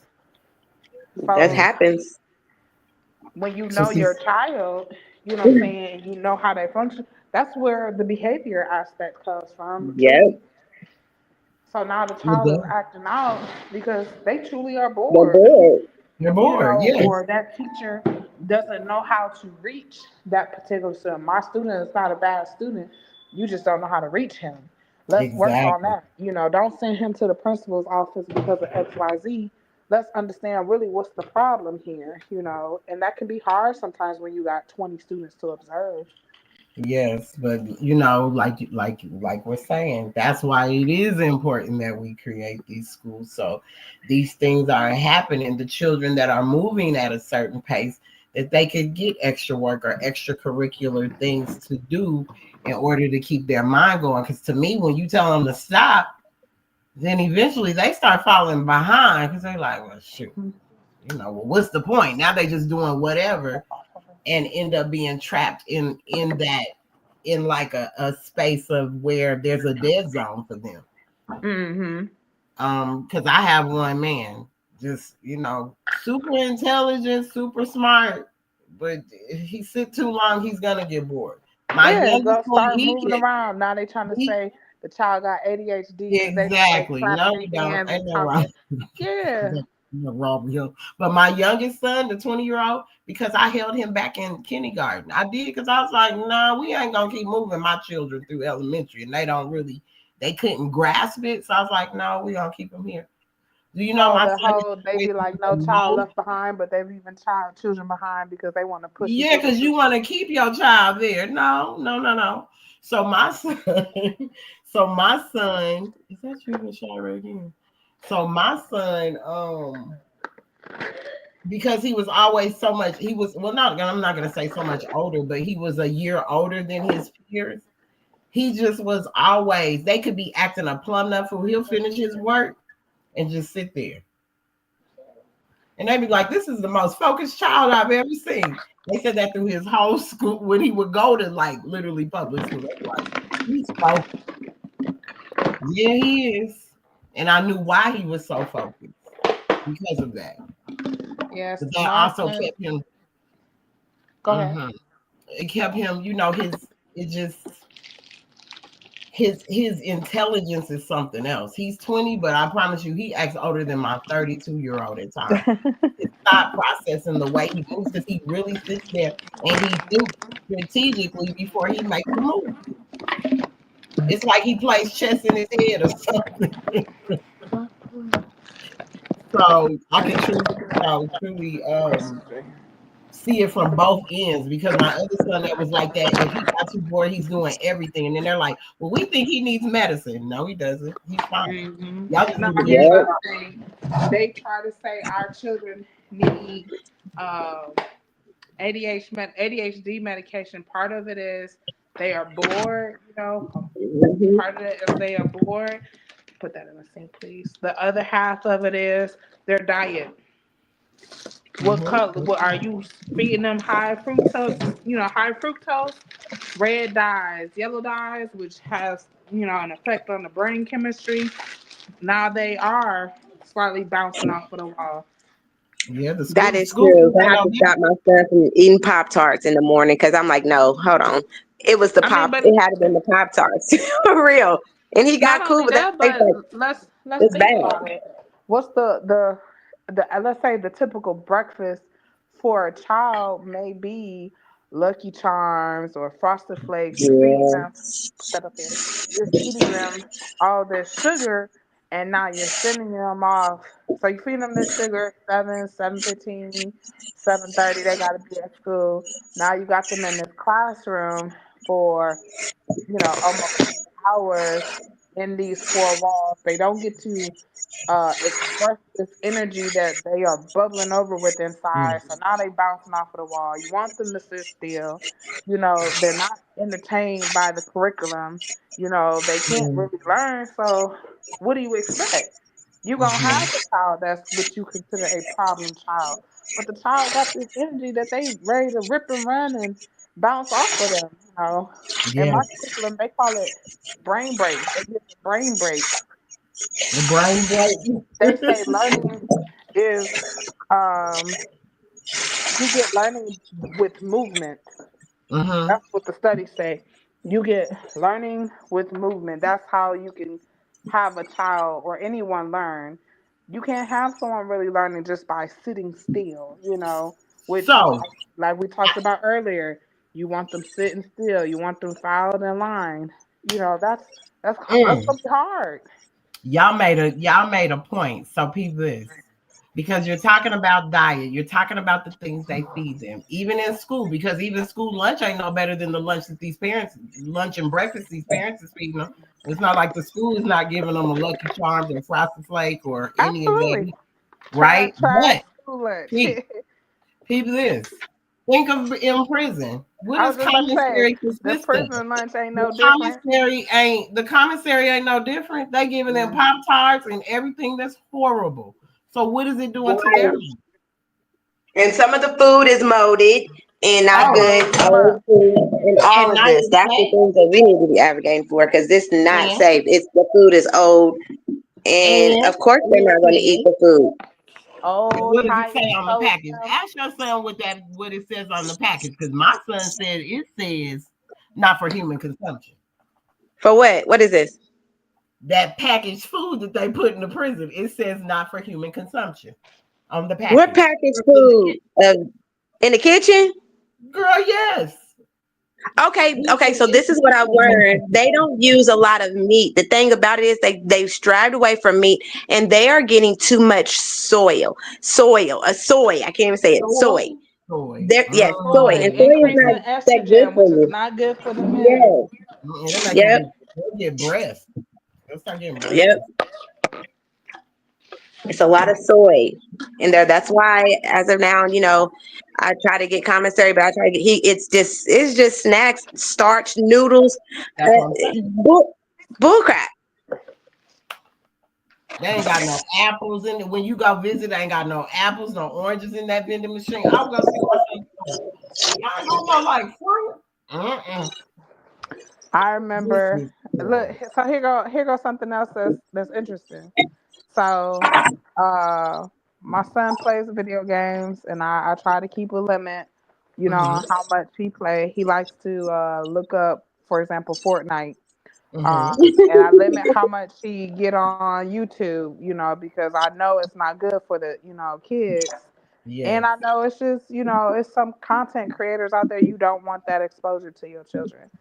So Yes. one day he like, Mom, he said, Mom, I wanna make the Snoop Dogg noodles. I looked at him. I said, What? Snoop Dogg. Snoop Dogg noodles? What's that? So he like Doritos, and he's like, you get ramen noodles, The chick. and instantly I'm like, that's all A high slam? sodium. Yes, He yes. want I a was so jailhouse. upset. That's I said, jailhouse food. I said, do you know what you trying to create? I said, where'd you learn this from? Oh, they talked about it on YouTube. Oh no, no, no, no, no, no. We A Oh. not doing prison this. pizza? And now they Yes. call them Yes. Snoop And noodles. so I operate in transparency. I said, let me show you what you're trying to make, son. I said, let me show you why this is not good for you. I said, you're gonna be backed up first and foremost. Your stomach gonna be messed up. Let me be clear about that. I said the other thing is that's high sodium. That's not good for you. There is really no nutritional value with that. I said it's people in there that's eating that they really don't want to eat that. They would very much so want to eat a A more meal. home meal than that if they had that opportunity. And once I showed it to them, I showed him what he was trying to consume. He was like, he pushed it back. I don't want. I said, what's wrong? You don't want it? I don't. I'm just gonna eat the Slim Jim. I said, oh, is that all you want to eat now? You sure? I don't want my stomach hurt. I said, yeah. I No. said, you're gonna be backed up. You're gonna be real sick. I said, this is why we don't watch the stuff that you be trying to watch. This is why mom is always locking down YouTube and telling you get off of it, and we're not You about to have watch this. to. Yes. So Yeah. it's sad because at that point it made me really realize this is what children are watching. This is what they're being exposed to. Yes. Even on And it YouTube Kids, you have to yeah, be very, because they yes. slick. My daughter deleted the whole app off of the TV, her phone, whatever else. So whenever I come to visit, I mean, I have YouTube, so they want to go to YouTube, and then she's like, "What are you doing?" I'm like, "They can watch that." She's like, "Mom, just look at it. Just look at it. Just look, watch." She's like, "Just watch it." So I'm Yeah. watching. I'm like, "What the heck?" I mean, this is YouTube Kids, but it's Yeah. still not. It's they're being subliminal, throwing stuff in there that But you Mm-hmm. they've wouldn't think always was been Programming. supposed to be in subliminal. there.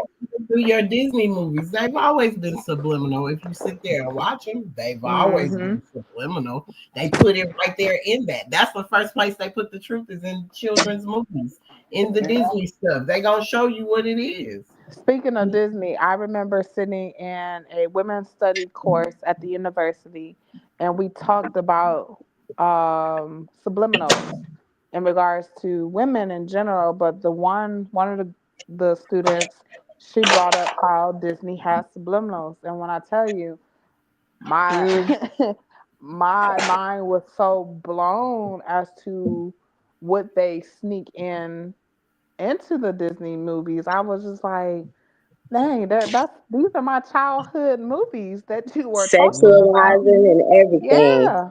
Yeah, but Yeah. yeah, that's what they did. So Mm-hmm. when we're even seeing that come from there, how easily a child's mind can be Manipulated. learned and manipulated to the point to where even if you didn't raise no one, because Pac even said, I didn't expect to see jail in elementary. In Mm-hmm. elementary school, I did not think I was gonna see that. But through the food, through the testing, through everything you guys just said, non-support, all of that. That's what can drive our babies to go into this system. It's This a is why vicious it's cycle. so important that we build on these things that can help so that, like I said, we can go get them from the beginning, changing this food in the schools, This is also why advocating for the food in the prisons. it's Nah, not even just they should be food. farming, they should be growing, Yes. they should be doing Yes. these things to build better so their brains are healthier, because all the So high this is fructose where the mental corn health syrup, aspect coming from with the diet. yes, With Because the all I of that diet, remember is coming going, to look, their minds. All you of that, know, the starch is eating their brain cells. you know how I remember from my childhood, hot Cheetos was the thing. I remember walking into the doctor's office Ooh. and on the board it says some of the foods that we should, and it's crazy because the doctor's office was obviously in our community, and it Mm-hmm. says some of the very foods that are popular amongst our children that we should not be eating. And two of the things that popped up there was hot Cheetos and Yes. ramen noodles. Mm. Both are high in sodium. The hot Cheetos have that, what is it, red dye number 40. Those are different things that And they impact the spray. brain. During the mental health awareness event, one of the things we talked about is your diet. How is it impacting your mental health? How is your home environment, your environment that you are thriving in on a daily basis? How is this impacting your mental health? Why are you Mm-hmm. so angry? Why are these different things boiling over in you? What are you putting in your spirit? You know, Mm-hmm. the body is just a shell to the spirit. Islam, definitely, definitely. So that it's like changing that across the board. Then, like it's some work to do, Sister Jasmine. It's some work to do. That's where So we need our also, cooking classes. yes. Oh, and that would be good to even. I mean, we would have to, I guess, finding a community kitchen that you Oh can yes. do these classes out of. a community kitchen, that'd be good. And also being able, if we could get the funds, I'm just saying, inshallah, in the near future, to where we can have our own resources to be contracting with these prisons to make sure that the brothers and sisters is getting the proper nutrition as far as when it comes to their commissary packages. Are you Yes. guys, for example, do your school systems, like here in Texas, one of the things I observed is there are several schools that have a community garden. There's uh, I want to say a private school in Georgia, Sister Latebe. They built their Oh, entire school off the of, agriculture. Yes, around the yeah, corner from where I live. Yeah, we I have an love agricultural that. school here. Yep, Yep. So it's owned by an Asiatic man, Asiatic brother owns. yes. Mhm. The other on a part of the community kitchen. Grab this box for me. Yes. Um, our hospital system has a community kitchen. It used to have a grocery store Mhm. downstairs, and you can rent out that space. Mm. All Um, right. from my understanding, they shut it down now, but the kitchen may be there, or I don't know what that space is because I don't live there no more. But I thought that was phenomenal because that's the Yes. things our community needs, you know. Yes. So we could get like the farming connection with the prison ministry, as you were saying, Sister Vashara getting these contracts. Now there is something called a SAMS number that we can apply for that can help us with that, because it's actually that's where you get government contracts from. That's exactly where it comes from. So as an auxiliary, we can sign up for one, and then Hmm. in each of our, where we are, then we can see what contracts could be there. So maybe we could look for farmers, because here in Georgia we have community gardens everywhere. Everywhere. They're everywhere. So it would be good if we were, as a prison ministry or whoever we can find to get us into the prisons in a way to where we can start with the connections of like maybe bringing bills or something to the board. Look, Y'all need to be growing food. Teach them how to grow their food because they need to eat healthier because this is killing them. And it's not doing anything for their mental. It's not rehabilitating them whatsoever based off of what you're giving them. You're Because the making it Taliban worse. to You're go in making and it start like a mental rehabilitation program. There's someone to go in like starting a rehabilitation program as far as like home economic, building your own food, like growing your own food and stuff Yeah. like that. If they have that space, or well, you can always get boxes, at least fruits and vegetables. You know what I'm saying? Yes. Yeah, All the what you're land that saying. prisons sit Yeah. on, they ain't even doing nothing with some of that land. It's just gated in. Go on and take I a mean, it's portion. concrete. Some of them can't come out of that wall. They can't even see the land. They just straight seeing concrete and a big wall. They ain't This seeing would no grass. this would change that if they would do something more for rehabilitation, like here in Georgia, where the prophet was locked up, or Marcus Garvey Yeah. over here in this federal prison. Well, around this federal prison is a bunch of dilapidated homes that they ain't doing nothing with them, but they're inside the gate of the prison. Why wouldn't you bring them prisoners out? Teach them how to renovate, lay floors, anything to help them. That's gonna keep this going. That'll Because keep that's their going mind to going. make them productive. They don't want that. Yes, they're not being productive by just sitting there. Because they want them to be dependent upon them while they're there, and more so than likely when they get out. I It's want you They to come systematic. can't back. turn back because they're just a Yeah. number. It's a price tag on each one of them. Every Yep. day, That so much money. DOC number goes with you forever. Once you get a number, you got a number. It's The State crazy. second social property. security number. Yep. No, they get that the prison number. That's the second social security number. I Yeah, guess. it's a second trust.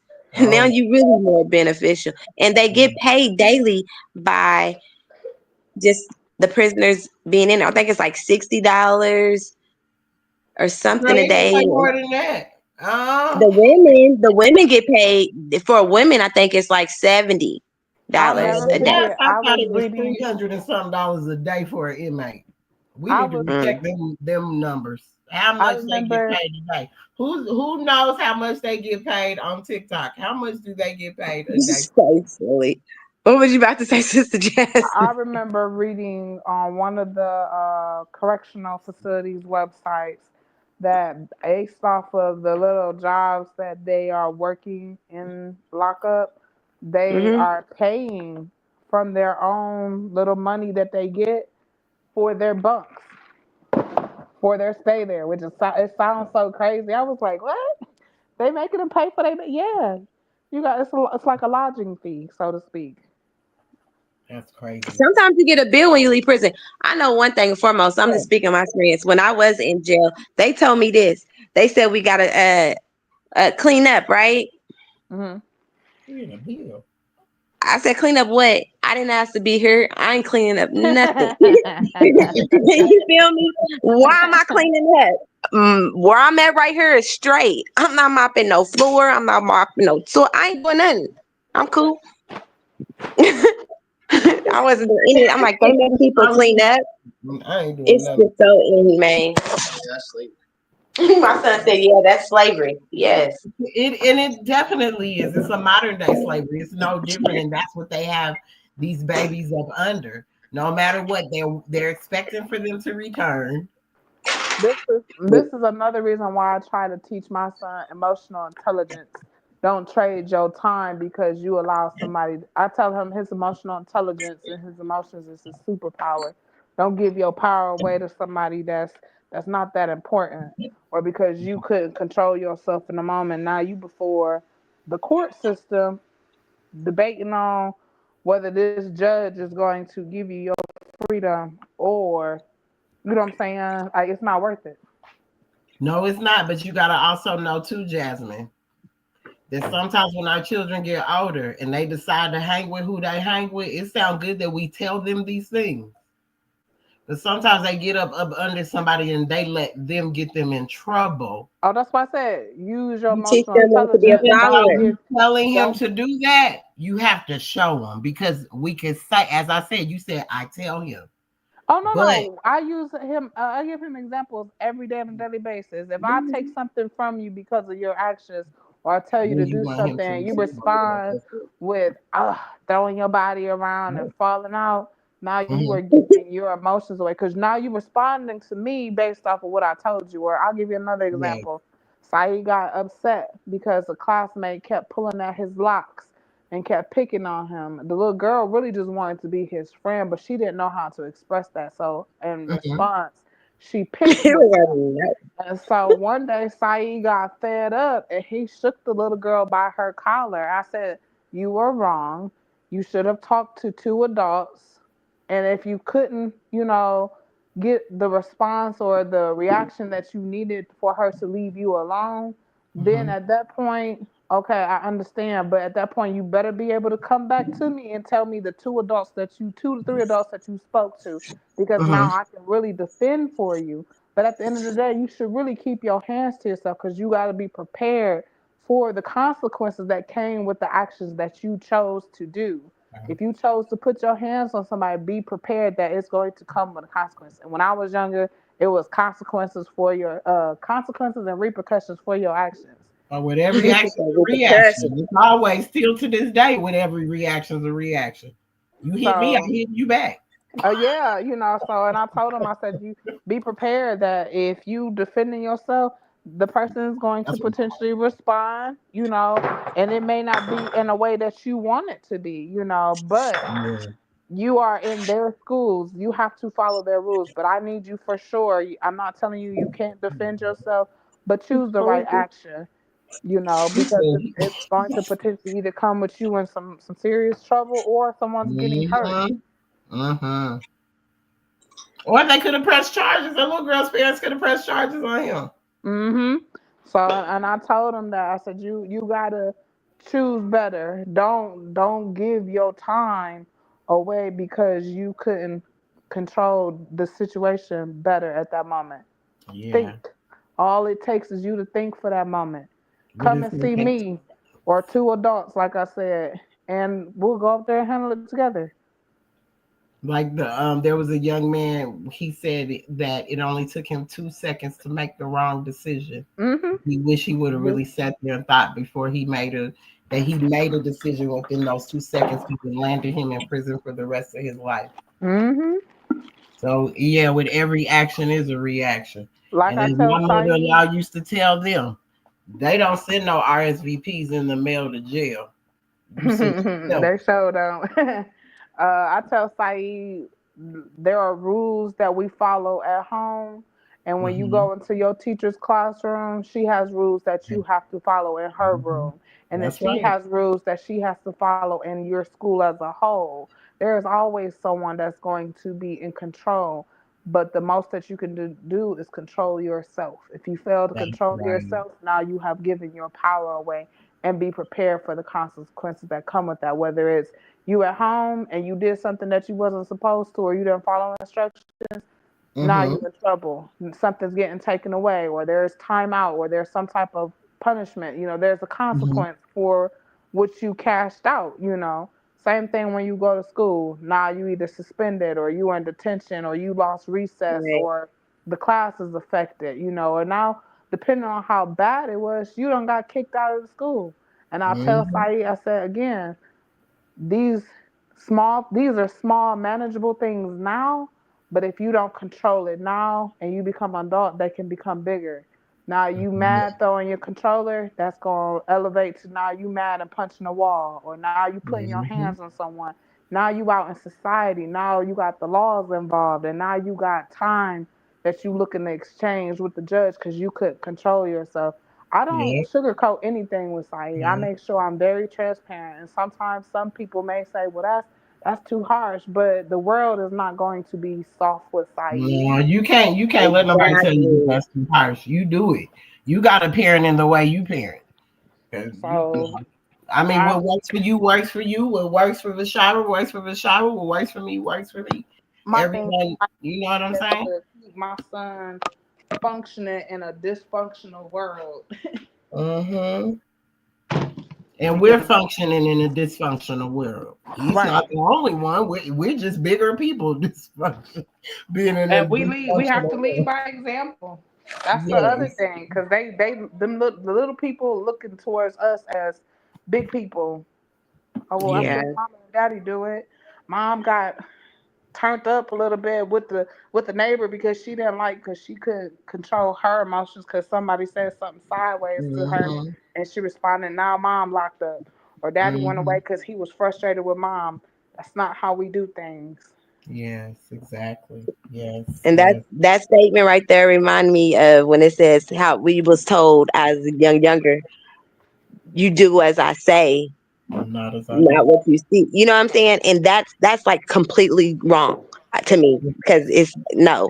I mean, you do what your parents say as well, but I'm telling you, the child learns by what they see. Example, right? Seriously, even when you think they not watching you, they are They watching. watching you. They watching every move They're you make. watching it and they're listening. Trust me.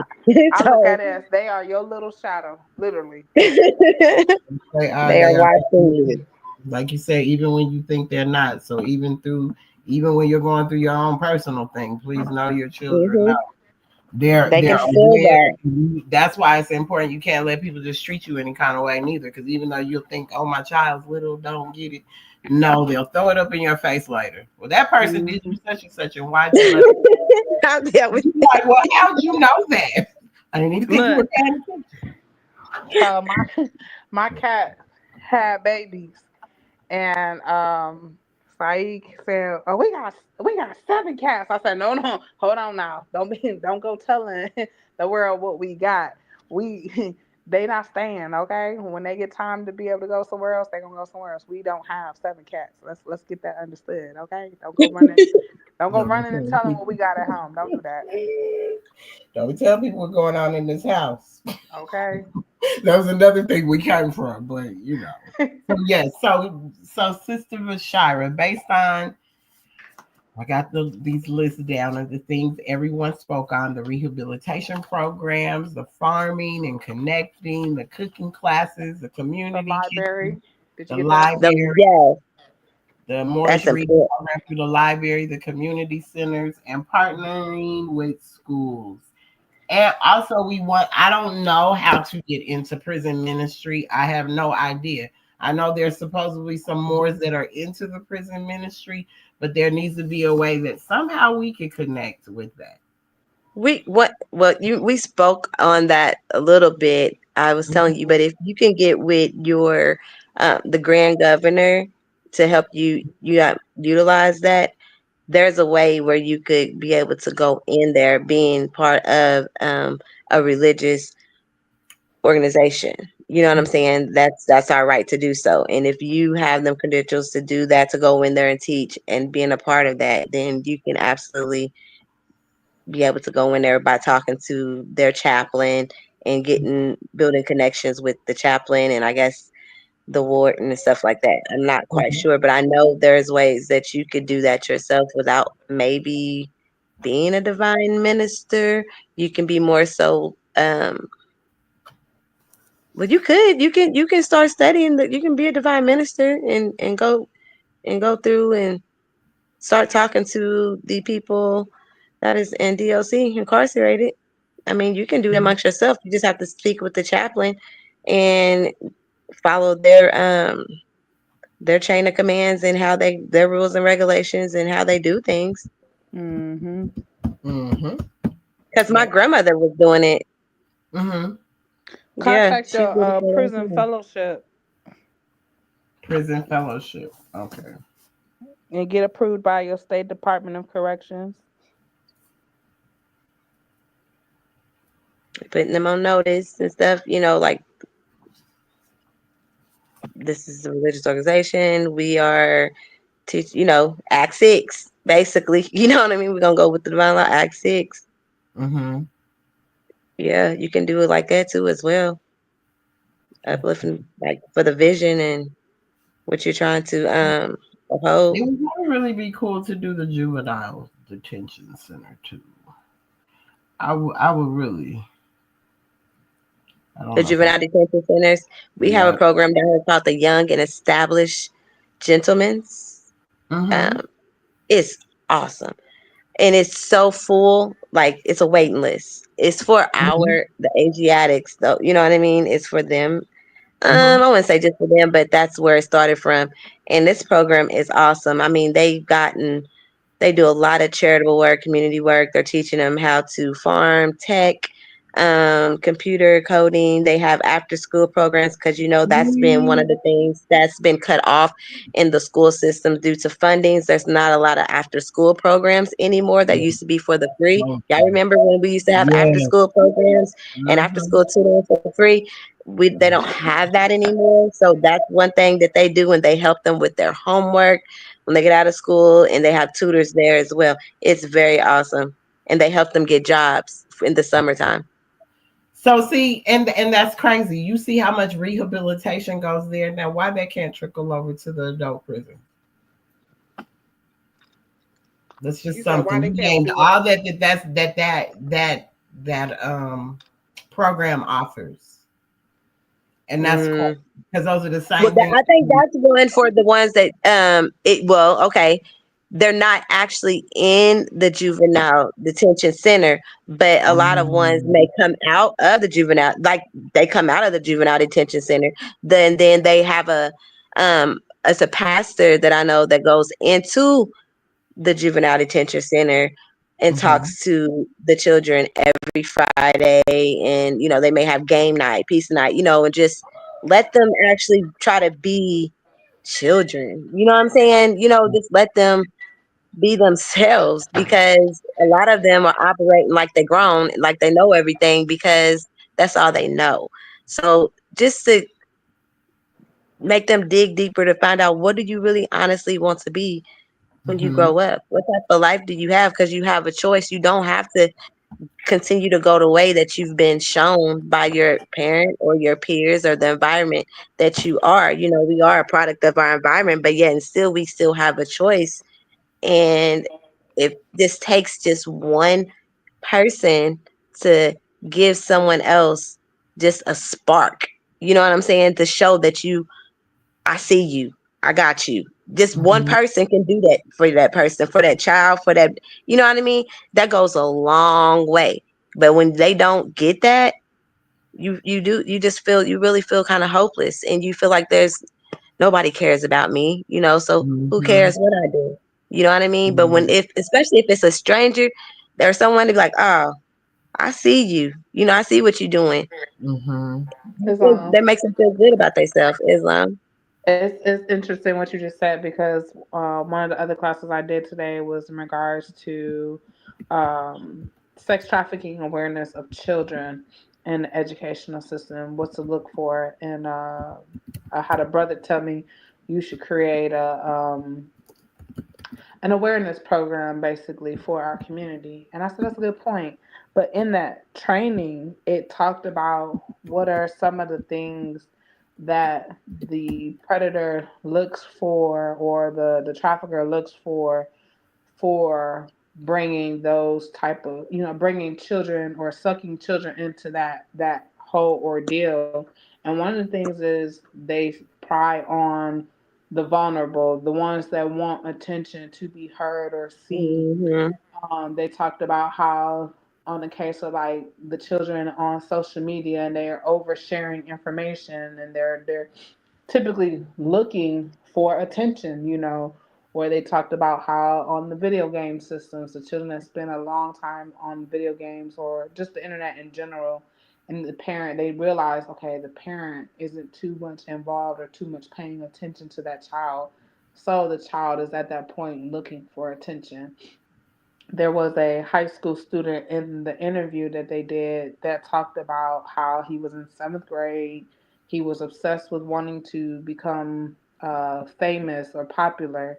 And so, therefore, he was uploading a lot of pictures, and his page was public. And so, someone started to pry on that, and they inboxed him and said, "Oh, you want to be famous?" and started asking questions such as like your address and phone number. How do I get in contact with you? And he said he was thankful that his mom was there at the time, because when his mom realized what the person was seeking, what information they were seeking, she told him to block them. And then he said the next day, the person created a whole nother account and was trying to get their attention, trying to befriend them.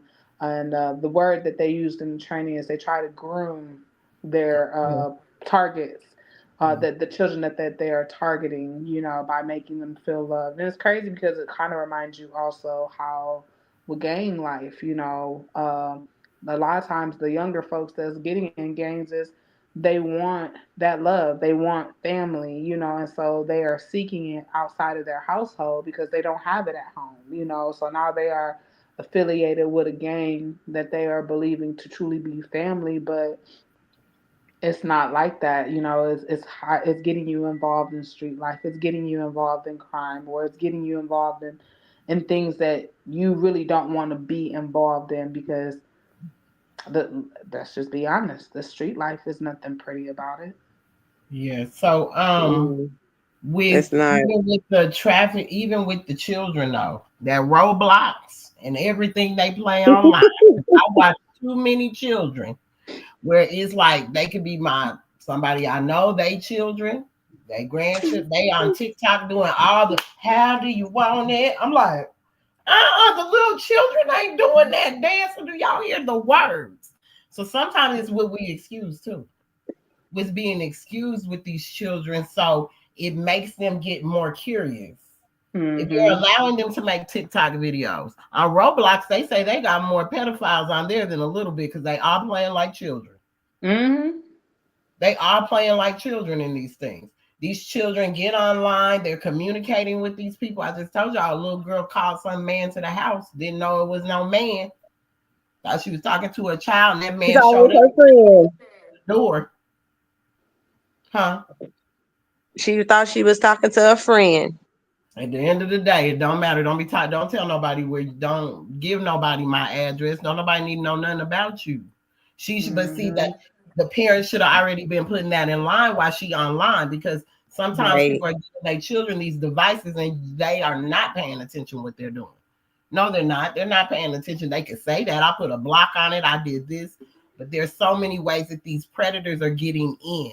They outsmart the parent. Most parents can't they can't go in and cyber attack nothing. But these No, because children know my how son to had hack told it. me These children that's a know. bot. What's a bot? Like my son tells me, like, Mom, you're talking to a bot. That's a bot. I'm like, what is a Thank you. bot? It's a Like a robot fake, I guess call. a fake Robocall. person or something. I don't know. I don't know. Robocall. A robot talking to you. They're not talking to a real person. But it's that these children get caught up like that too. And that's why I'm being aware, because these devices can get them in a whole lot of trouble. They just show Mm-hmm. where a young lady, this is the crazy part. This young lady met this man on a dating app. This just happened in Georgia. Met him on a dating app. Well, not just happened because he just got sentenced to life. Hey. She turned him down.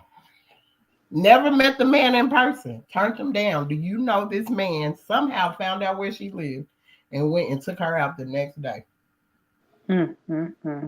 That's how so this is how this internet thing is such a gift and a curse at the same time, because anybody could get caught up, the little slips. So in protecting our children from all of this, all of these things that they could get caught up in, that could get them in trouble, get them up out of here. You know what I'm saying? We got to think so much more about our children now than we have ever. I'm gonna be honest, y'all, I'm so grateful my children are adults, but I gotta think about my grandchildren. And Yeah, just I had today my grandson went to the doctor. This is off topic, but he went to the doctor because he had a non-stopping cough for 45 minutes, just coughing and coughing, coughing. And mind you, he's on an inhaler, 5 years old, and a spacer, nebulizer spacer, all these, that steroid. This too much. And mind you, they've never given my grandson an x-ray. So I'm asking correct. Did they get their X-ray?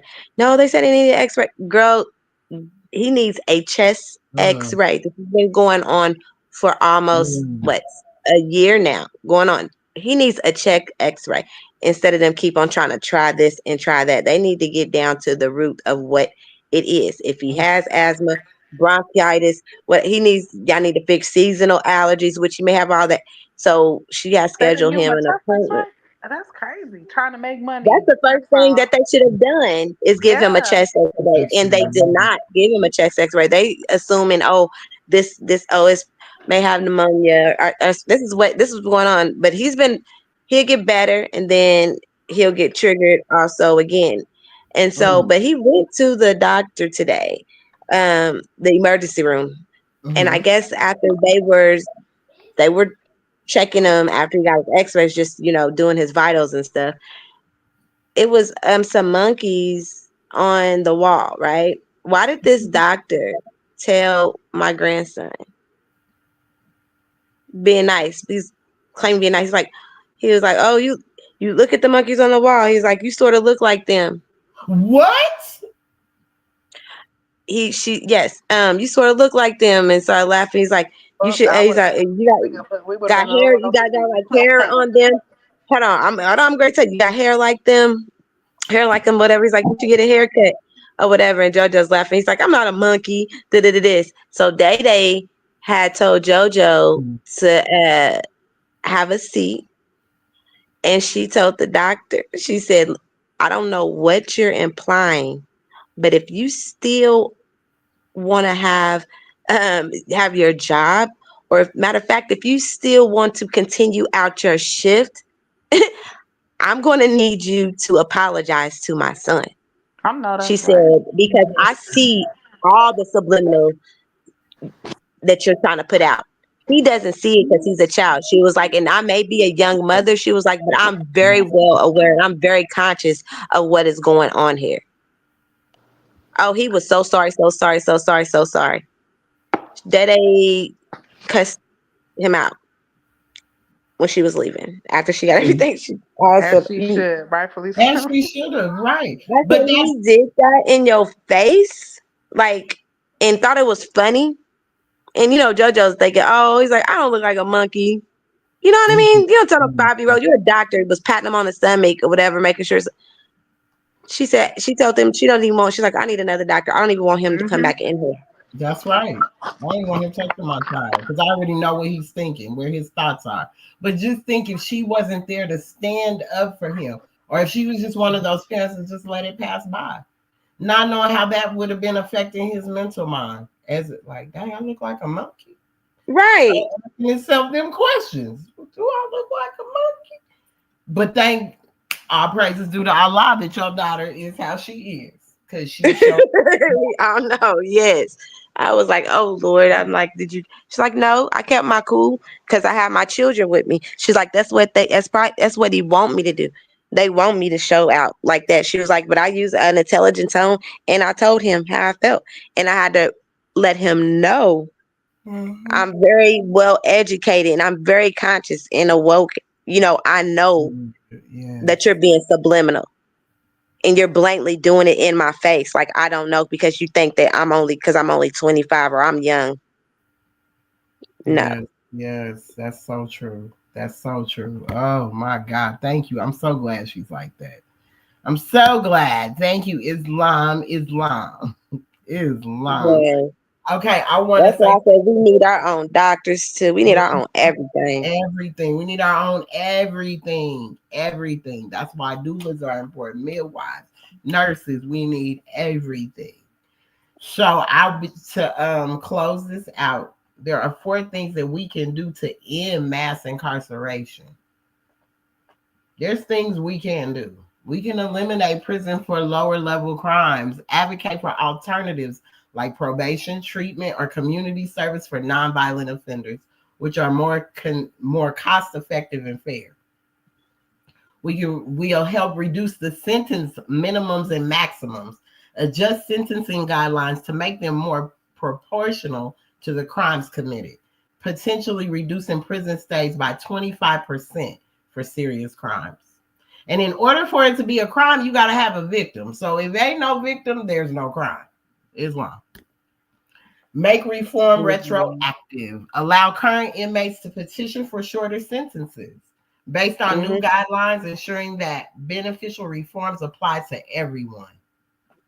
Then reinvest savings into crime prevention, using financial savings from reduced incarceration to fund crime prevention programs, police, schools, and reentry programs, which are more effective at preventing crime than prison. Because I'm going to say this, they be having money for this. They have money for these things. Because in Colorado, they gave a gang of money to some ex-gang members to keep the gang members, the young gang members, off the street and out of jail. But did they do what they were supposed to with those funds? I don't think so, because they still going, they're still getting locked up, and they still unaliving each other. So they didn't even do what they were supposed to, and the state gave them a bulk of money. So we as sisters, because I still always feel like the women are going to bring everything back to the fold. They're going to be the ones to do the work and bring it all back together. That's why we need to be in the gaps of all of these things, because we have to prevent, we got to prevent from the children on up to the adults from going. Because even by the way I raised mine didn't stop it, and I know I put my foot in raising my children, but that didn't stop his decisions. And that's just the reality. That's straight up real. So we have to stop it at the door. Because even though it may not be yours, we don't need it to be the one next to him, because that person next to him could be the influence of some stupid stuff. Exactly. So we have to embrace them all. You or yours. I tell that to anybody. Don't, because if we ain't nipping it in the bud now, we gotta stay consistent with our babies. That's why I've heard some people have said it. We need big mamas back in our community, and a lot of times today's mothers or parents having an issue when someone in their community is addressing their child when they are not around and their child is in the wrong. We need that, We need it. Because if it's not us, then who? Who's going to keep them in check when we are not around? If they do feel like they can step out of line, from back in the day, I've seen documentaries where mothers were stepping in when basically the child or the teen was in some type of trouble and now the law is involved, but there's no adult that was advocating, and saying, hey, I'm going to step in and get you to where you're supposed to be so you can be safe, so you're not in the wrong hands, and grab them by the ear. Come on now. Get your head out, out of there, like, tighten up, go this way, go home, get off the streets. Every child is my child. So I would tell my people all the time, if you see mine in the street acting up, don't think that you need to call me and ask me anything. Correct them right there, because I am not that parent. I'm not that parent. Correct them right there where they stand, and tell them they wrong, and say it, and say, I'm about to put your mama on the phone, whatever is gonna work. Because what you're not gonna is be out there in them streets embarrassing me. Because you're right, Sister Jasmine. When you're not around, how will they act? That's why you can't let it be excused. So if my mom is correcting them, if a big mama is correcting them, I'm not about to step in, because you know what, you're right. They need that. They need that raising. That's how me and my grandma wasn't a big mama. She was a little woman, but she punched a powerful punch, and we didn't play with her neither, because she put the fear of God in us. That is what's missing with these children. The big mamas and the grandmas.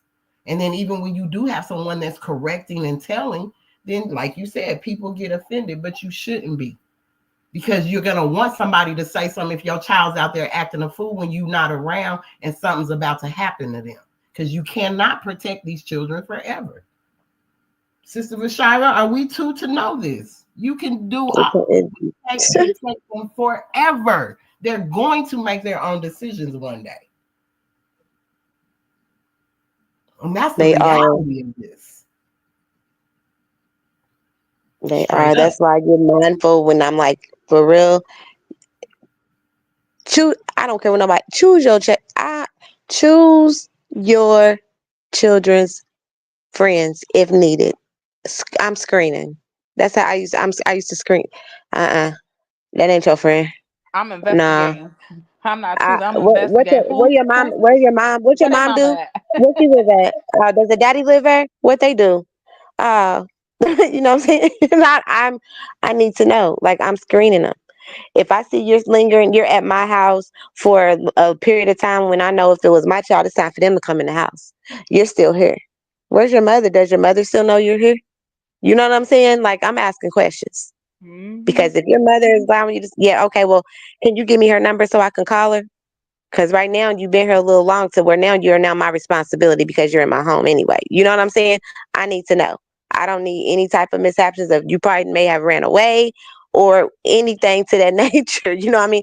I have to get communication with the parent firsthand, point blank. And plus, my children was not allowed to spend the night over no one's house. But I just did not, you know, soon as he left that door open, he flew the coop. He just, yeah. So I don't know. I don't want to say don't be too strict, but stay in their business.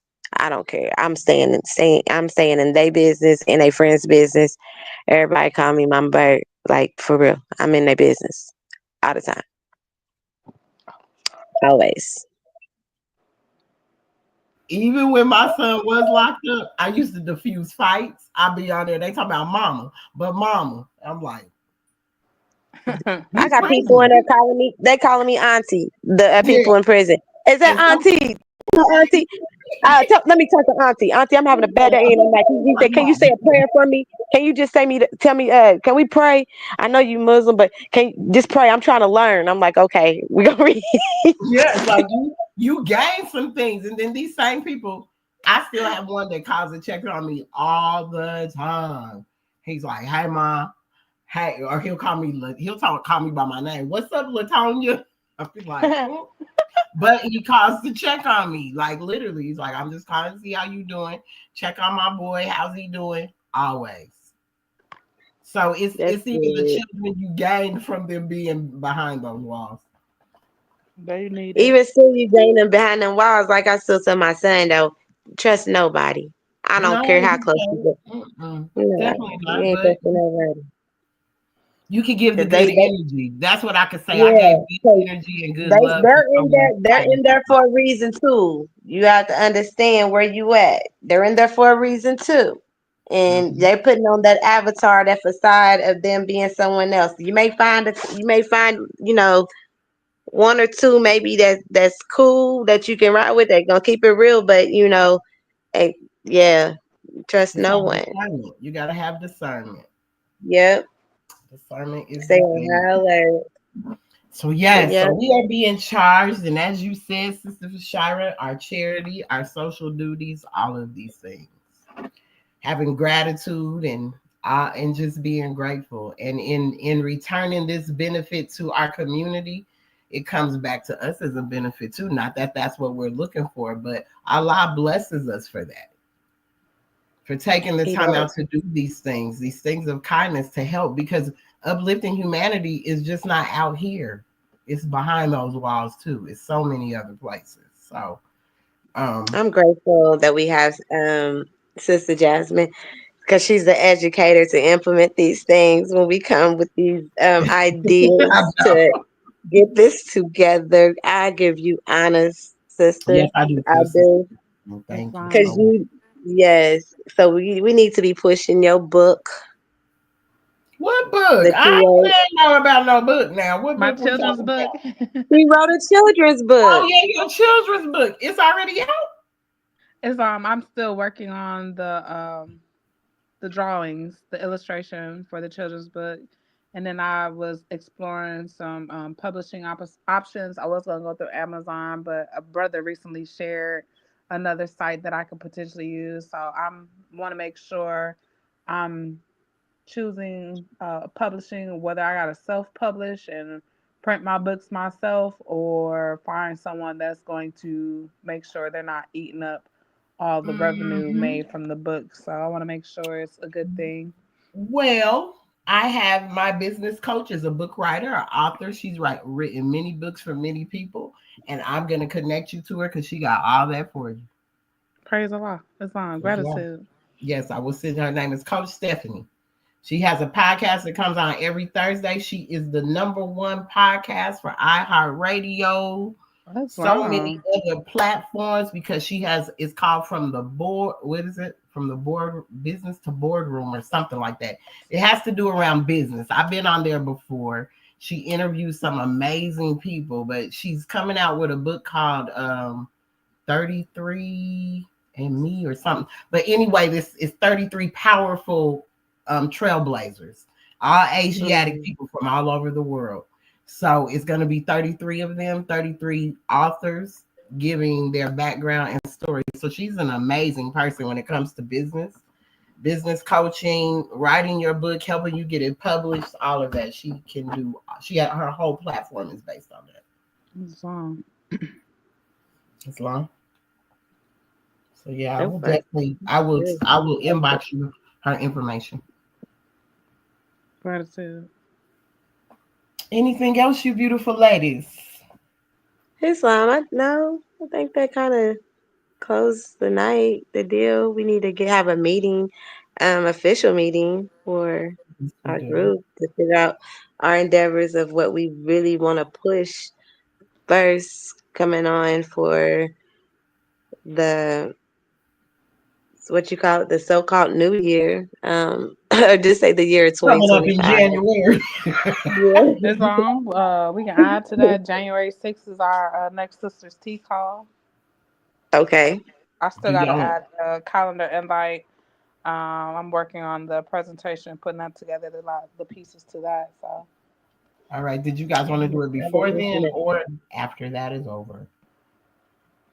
We can implement. I'm talking about with the board. We can speak some official ideas of how we're going Uh-huh. to push forth and try to get this organization up and running. And I oh, love Islam. you. Thank you. Thank you. You mean the filling the rest of our board seats? Islam. Mm-hmm. If even that, I'm done probably with that. Well, we probably need that in order to have structure organization. We need that structure unless we can take. I can't take up on another title. Yeah. Said I can't take on nothing else. But I think we got some good people in that we're gonna reach out to. I think I might have mentioned them to you, Sister Jasmine, because Sister Bashira mentioned her to me, and I mentioned her to you. I just know she's not feeling well right now, but we can reach out to her still. But whatever needs to take place, I'm gonna be honest. Whatever needs to take place, I'll take on whatever needs to be taken on until we find the correct people to fill the spaces. Islam. Islam. I'm just willing to do it. Like I'm ready to go hard. I'm not and I'm not stopping. So Islam. let's go. I'm ready. So we will talk about this meeting, I guess. When will we talk about this? Do y'all want to just inbox each other? Islam. You Jasmine, want to do it on our you let meeting with Jasmine January set it 6th? up. We can. Do y'all want to do it before our tea call? Islam. I'm open to before tea call. Okay. Yeah, that'll be fine. Oh, we only got 2 more days. Oh my goodness. 2 more days, honey. 2 more days for what? The New Year's. Girl, this is January. not New Year's. You are still hibernating. We are still in the winter solstice. Nothing has been hard. Everything is dead. Everything dead. How are we having new anything at this point? It just sounds so crazy, right? But yes, okay. So yes, I think that's a great idea. We have a few more days. Well, we just say our tea call is coming up next Monday. It is. Yes, Okay. ma'am. Yeah. Please send me reminders, Sister Jasmine, on my cell phone and not Facebook, because I'm just gonna put it on there. I don't get notifications from Facebook. I have to actually go on Facebook Messenger to get it. But you can text me anytime. Islam. But I don't be getting my messages until like a week later, where all y'all didn't have a whole conversation and I don't even know nothing about nothing. We didn't have happened? She'd be like, what happened? I'd be like, Shira. So yeah, she's right. She's right. I'm going up all up on the thread to scroll so I can get a good draw of what y'all talking about. I said, okay, it's too late. Because you never call me about your presentation. I don't think, and if you inbox me, I don't even know exactly if you did, or I don't know if you did. I apologize because I'm received. So if you want to just contact me through my cell phone. Islam. Thank you, Yeah. beautiful. I love y'all. I love building with y'all. Y'all are so awesome.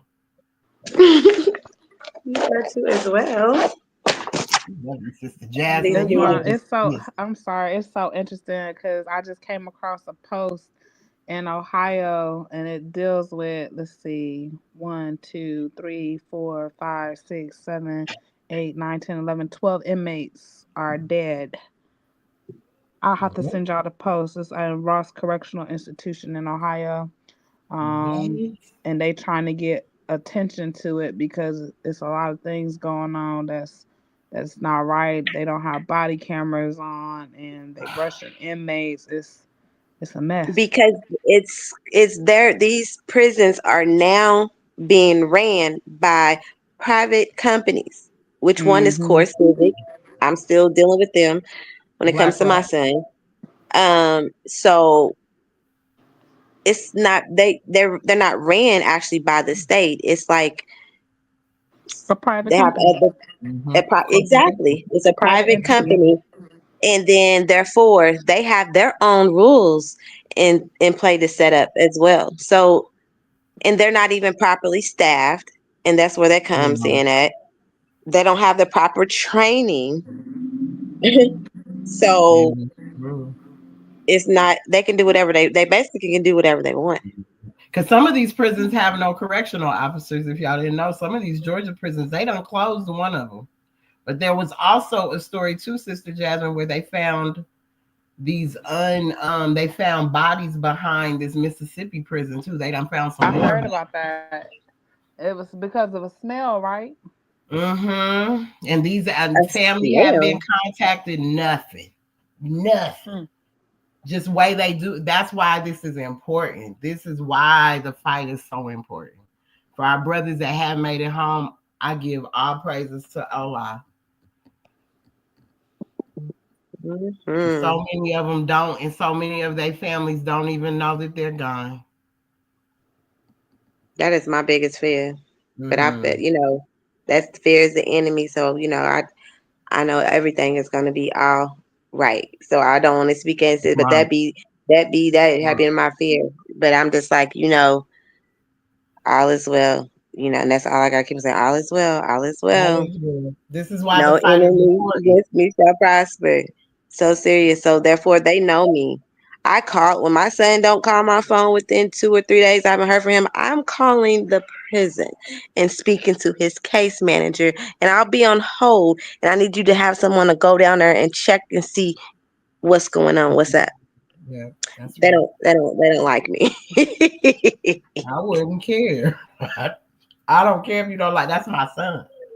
That's my son. I need to. Why hasn't he called? Is he okay? Yep.